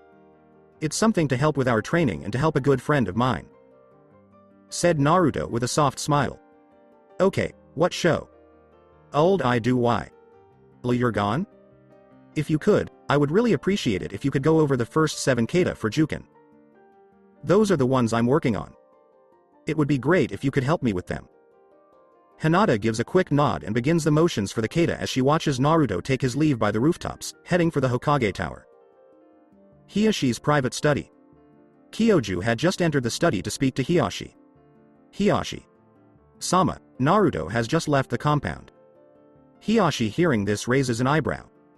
Really? Where did he go and what about my daughter? Well, after Hinata Sama fainted, Naruto was silent for a time with several emotions crossing his face until he used some sort of jutsu to awaken your daughter. After she awoke, he said he needed to see the Hokage for training material and had Hinata Sama begin going over the kata we gave him until he returned. Leave Naruto be for now. I think he has already discovered my daughter's problem and is working to correct it in his own way. Hi, Hiyashi. Sama if you believe that's best. Kyoju leaves without another word to resume the basic training class. Naruto, what are you planning? I didn't think it would take long for you to start on Hinata's fainting, but what do you plan to do? Thought Hiyashi before returning to his paperwork. Paperwork is always so relaxing after meeting with the council. At the Hokage Tower. Naruto appears through the window to see the Sandaime reading a little orange book with a slight nosebleed. Yo, San I need to ask you a favor. Said Naruto loudly, surprising the aged leader and causing him to toss the book into the air for Naruto to catch. Naruto, what are you doing here scaring the heck out of me, and with my book? Asked the Sandaime, already moving for the orange treasure. As Naruto was making his way to the desk, he was flipping through the book. He couldn't help but to be disappointed with his San. He was reading porn while on the job. Extremely good porn, but porn nonetheless. I can't believe San would be reading something like this. Naruto. Kun, see if you can keep that. It will come in handy. Naruto, too confused to ask why, just decides to do his best. Really now, what would the village think of their Hokage reading something like this? Asked Naruto with his vulpine grin in place. Sarutobi for his part could only pale at the thought. He recognized that look on Naruto. He was going to be blackmailed again. Alright Naruto, what will it take to keep this a secret? First I need to know the hand seals for a specific jutsu, and, I want this book. What is Naruto planning? I better find out what jutsu he wants before I agree to it. What jutsu do you want, Naruto? I need the hand seals for the Kachiyose no jutsu, and before you ask, it's for my own purposes. The book, I just want. The jutsu doesn't matter. Without a contract, the hand seals are worthless. The book, on the other hand, is my signed first edition that Jiraiya gave me when his first book was hit #1. I will tell you the hand seals, but the book is not for minors. Too bad San. I would hate to think of how the women that frequent the Osens will react to the idea of you peeping on them with that crystal ball of yours. Said Naruto with a cruel smirk. The Sandaime was horrified at the thought. What? I have never done or would do such a thing. Oh, I know you wouldn't, but after I show them this book of yours, I'm pretty sure they won't care. Just imagine the paperwork to clean that mess up. If it was possible, the old man had just aged 10 years because of the nightmare of angry women and mountains of paperwork. In a defeated voice, the aged Hokage says. The hand seals are boar, dog, bird, monkey, and sheep. Then you just need blood and chakra. Also, the book is yours as long as you keep this secret. Thanks San. Q, can we try it now? Sure. Just be sure to use the blood and just let the chakra flow this time. Watch the amount used for this, and remember it so we can get it exact. No reason to waste chakra. Also, be sure to say, Kyuubi no Yoko, when you do it. Why do I need to say your name? Asked Naruto. I'll use it as a keyword for when you summon me, just in case you ever sign a contract with a guardian clan. The Sandaime, for his part, couldn't help but to be a little thrown by all this. He was just minding his business, reading his porn after a long day. Now he was just blackmailed out of his favorite book and a jutsu. Then, out of nowhere, Naruto starts going through the hand seals after cutting his thumb. Boar, dog, bird, monkey, sheep, Kachiyose no jutsu, Kyuubi no Yoko. Yelled Naruto too loud. Loud enough to nearly give the old man a heart attack when the poof of black smoke, as well as a swirl of red energy, appeared. Naruto, what did you just do? Screamed the freaked out Hokage. All Naruto did was stare at the cloud expectantly, waiting. After a moment, the smoke began to clear, revealing an average sized fox. It was an orange. Red color with long ears, pale red eyes, one tail and pretty normal looking overall. Q, is that you? Of course it is, Naruto. Kun. Came the soft reply from the little fox in the most caring and soothing voice either male had ever heard. The third was just dumbstruck. He had given a believed worthless jutsu to Naruto, only to be scared half to death when he says he's summoned the Kyuubi, and now this angelic little animal is supposed to be the demon? I thought you said that you would have a human form? Asked a puzzled Naruto. Just a moment, Naruto. Kun. After their little exchange, Q was surrounded by black smoke once again as a small stream of red yuki swirled around the cloud. Both Naruto and the Sandaime were drawn into staring into the blackness, just waiting to see the human form of the most powerful demon in history. After the smoke had cleared, it revealed the cutest girl either male had ever seen, or imagined for that fact. She seemed to be just slightly older than Naruto, 13 or 14 at the most. Her hair was a beautiful silky orange. Red color that went down to her mid-thigh. She had cute whisker marks on her cheeks, and pale red eyes that looked upon them both in a piercing way. 2 fox ears with white tips that matched her hair perfectly rested on the top of her head, as well as a single foxtail of the same color swayed behind her. She wore a fishnet shirt with a black cloth wrapped around her chest. Covering the shirt is a blood-red flank jacket with black trim. She also wore black short shorts with a red skirt around them. Her legs were covered with what looked like black stockings that disappeared into normal black shinobi sandals and a choker around her neck with a ring of strange kanji. After both men had scanned her up and down with their eyes about 4 times, it was enough for Q, so she lightly coughed to get their attention. I know it's a lot to take in, boys, but you're too old for me, and I think Naruto Kun needs a few more years to mature first. Said Q with a vulpine grin to put Naruto's to shame. Both males blushed red and averted their eyes. The Sandaime was the first to recover. I would assume that you are the Kyuubi no Yoko? Correct, and before you ask, the seal is not broken. I am not free, and I only have enough Yuki to be equal with Naruto Kun and cannot resume my full form yet. Explained Q before the Sandaime could ask a single question. Don't worry San, she does that to me all the time. You just get used to it. Naruto said in a matter-of-fact tone. Please explain this from the beginning, and while we're at it, I have some concerns about your training. Said the third in all seriousness. For the next hour, the 3 people occupying the Hokage's office discussed everything from proper training ethics to the ancient mechanics of summoning. By the time everything was understood, or at least as close to understanding as they could get, the third had gone through 3 bottles of sake again. Naruto had his new training schedule for the last 13 days of his intensive training, and Q was now a registered Konoha citizen under Naruto's address. Alright Naruto, you better get back to the Hyuga compound. You were supposed to start your laundry duty in a half hour, said the Sandame while putting the bottles and paperwork away. Before Naruto or Q could leave the office, the Sandame called to them. Wait a moment.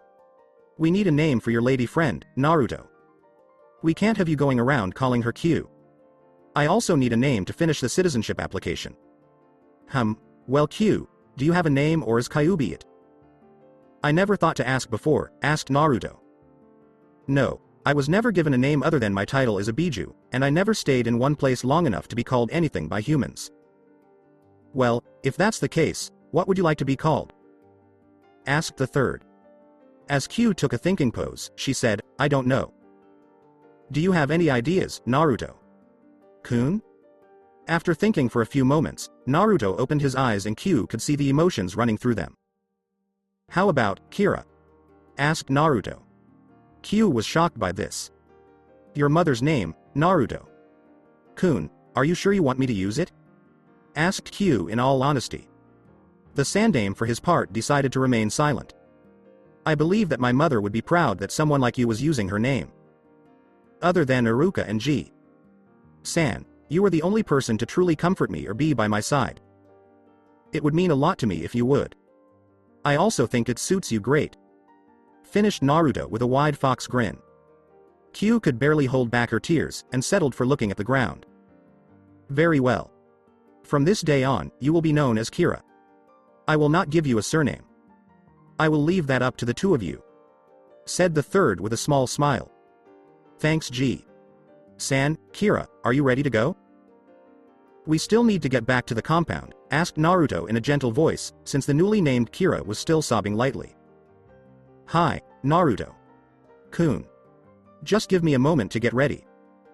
After drying her eyes and composing herself, Kira's eyes began to glow for just a moment, then in a slight shimmer, her fox features vanished. Cool. How did you do that, Kira? Chan? Asked Naruto. With the cutest giggle, Kira replied. It's a part of a dojutsu that all kitsune posses combined with our transformation ability. You have it too at some level, Naruto. Kun.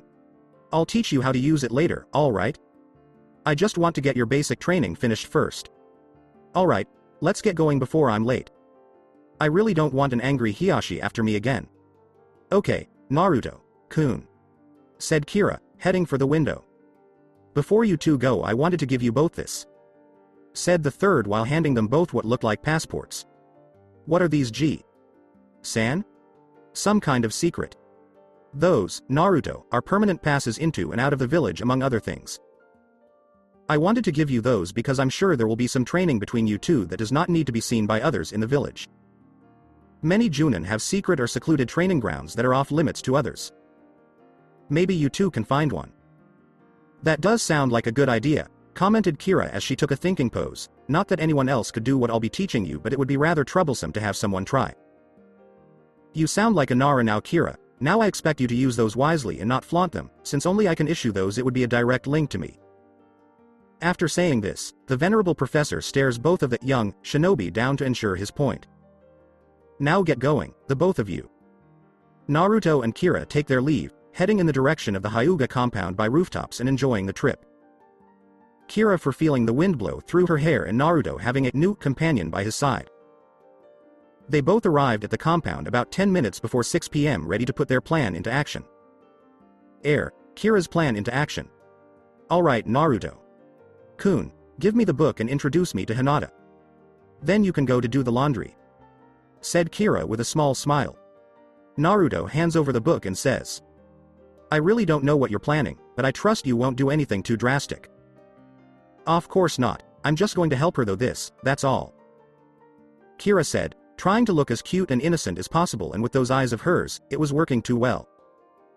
Naruto just shakes his head and starts walking in the direction of where he had left Hinata. Once he arrives at the training ground, he finds Hiyashi, Kyoju, and Hinata all talking to each other when he walks up to them. When they see Kira, they each have their own thoughts on her. Who might this young person be? Perhaps she could assist with the sparring as Naruto. San does? Kyoju wondered. Who might this be? I wonder whether this is the reason Naruto left his training session with Hinata early. Could she be included in the strategy to assist her? Hiyashi thought. Who is this girl, I wonder? Could she be the girlfriend of Naruto? Kun? Is it possible that I've come too late? I cannot compete with her beauty, even if I am not. Hinata thought in desperation. Hi there to all of you. I apologize for leaving so early, but I had to go pick up my roommate Kira. I believed she could provide assistance to Hinata. Naruto spoke as Kira moved to stand next to him. Kira. Why did Naruto address this girl by his mother's name, and who is she? Though that might just be a coincidence. Naruto, I don't see how this girl can help my daughter more than you could, Hiyashi said after pausing for a moment. I ask you because I think you're capable of doing it. Trust me, Hiyashi, I may be able to help her with her training, but Kira is the one to handle the problem you told me about. What topic is Naruto Kun discussing? He came with this girl to assist me. What am I supposed to do with Yuto Kun? With a slight blush, Hinata inquired. All you have to do is go speak with her somewhere. It will help, I assure you. After your conversation with her, you'll feel much better. Naruto said, with a gentle smile on my face, I'll come by to talk with you after I finish my chores for the night. The two older men make the decision to simply leave and let the kids handle this. Come on, Hinata. San, come with me to this training area so we can have some girl talk. Naruto. Kun, we'll see you later. Called Kira, pulling a red-faced Hinata that looked just like a deer caught in headlights. Before going to the laundry room, Naruto called him and said, see you two later. In the clothes dryer. Good afternoon, ladies. Are we going to do the same thing as yesterday? Replied Naruto. One woman said, if you're willing to, we won't argue with you. Another Hyuga woman said, as long as you still have some money that you're willing to lose at cards. Alright, then. Bunshi no Jutsu, Cage. A little over 60 Naruto were standing on the wash as the 10 Hyuga women and Naruto settled in for a game of poker following the sound of several pops and a cloud of smoke.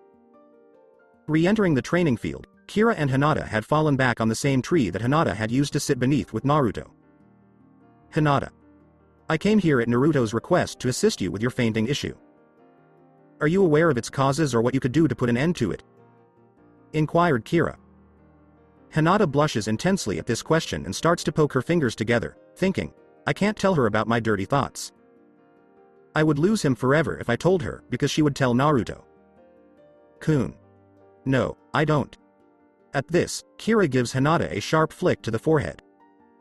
Little girl, don't tell me lies. Naruto picked it up just as quickly as I did. You won't get better if you won't acknowledge it. Hinata is perspiring a lot right now. No. How? Yuto. Kun, does that imply that he left earlier because he was furious with me? Said Hinata out loud, forgetting her pounding forehead entirely and not realizing it.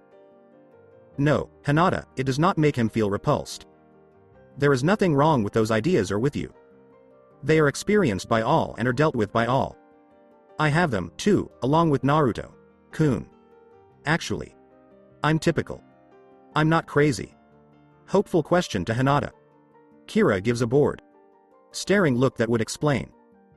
You are a girl who can hardly talk, blushes, and faints without apparent reason. You also poke your fingers together. You are far from typical. Hinata is on the verge of crying once more right now. Hey, you're a really charming, gifted, and likable girl. Your confidence and your fainting issue are the only things preventing you from succeeding, Kira remarked. Is that really all there is to it? Is it true that I still have a chance with Naruto Kun? Inquired Hinata, who was unaware of her own admission. Hinata, you still have a long way to go, he sighed deeply. You still have a ways to go before you can be with Naruto Kun. He doesn't need someone to bring him down with comments like, how you are now, as he has had an extremely difficult life. I won't let you anywhere near Naruto Kun until you get your act together and show me that you can support him without depending on him. Someone who can stand by him and provide strength is what he needs.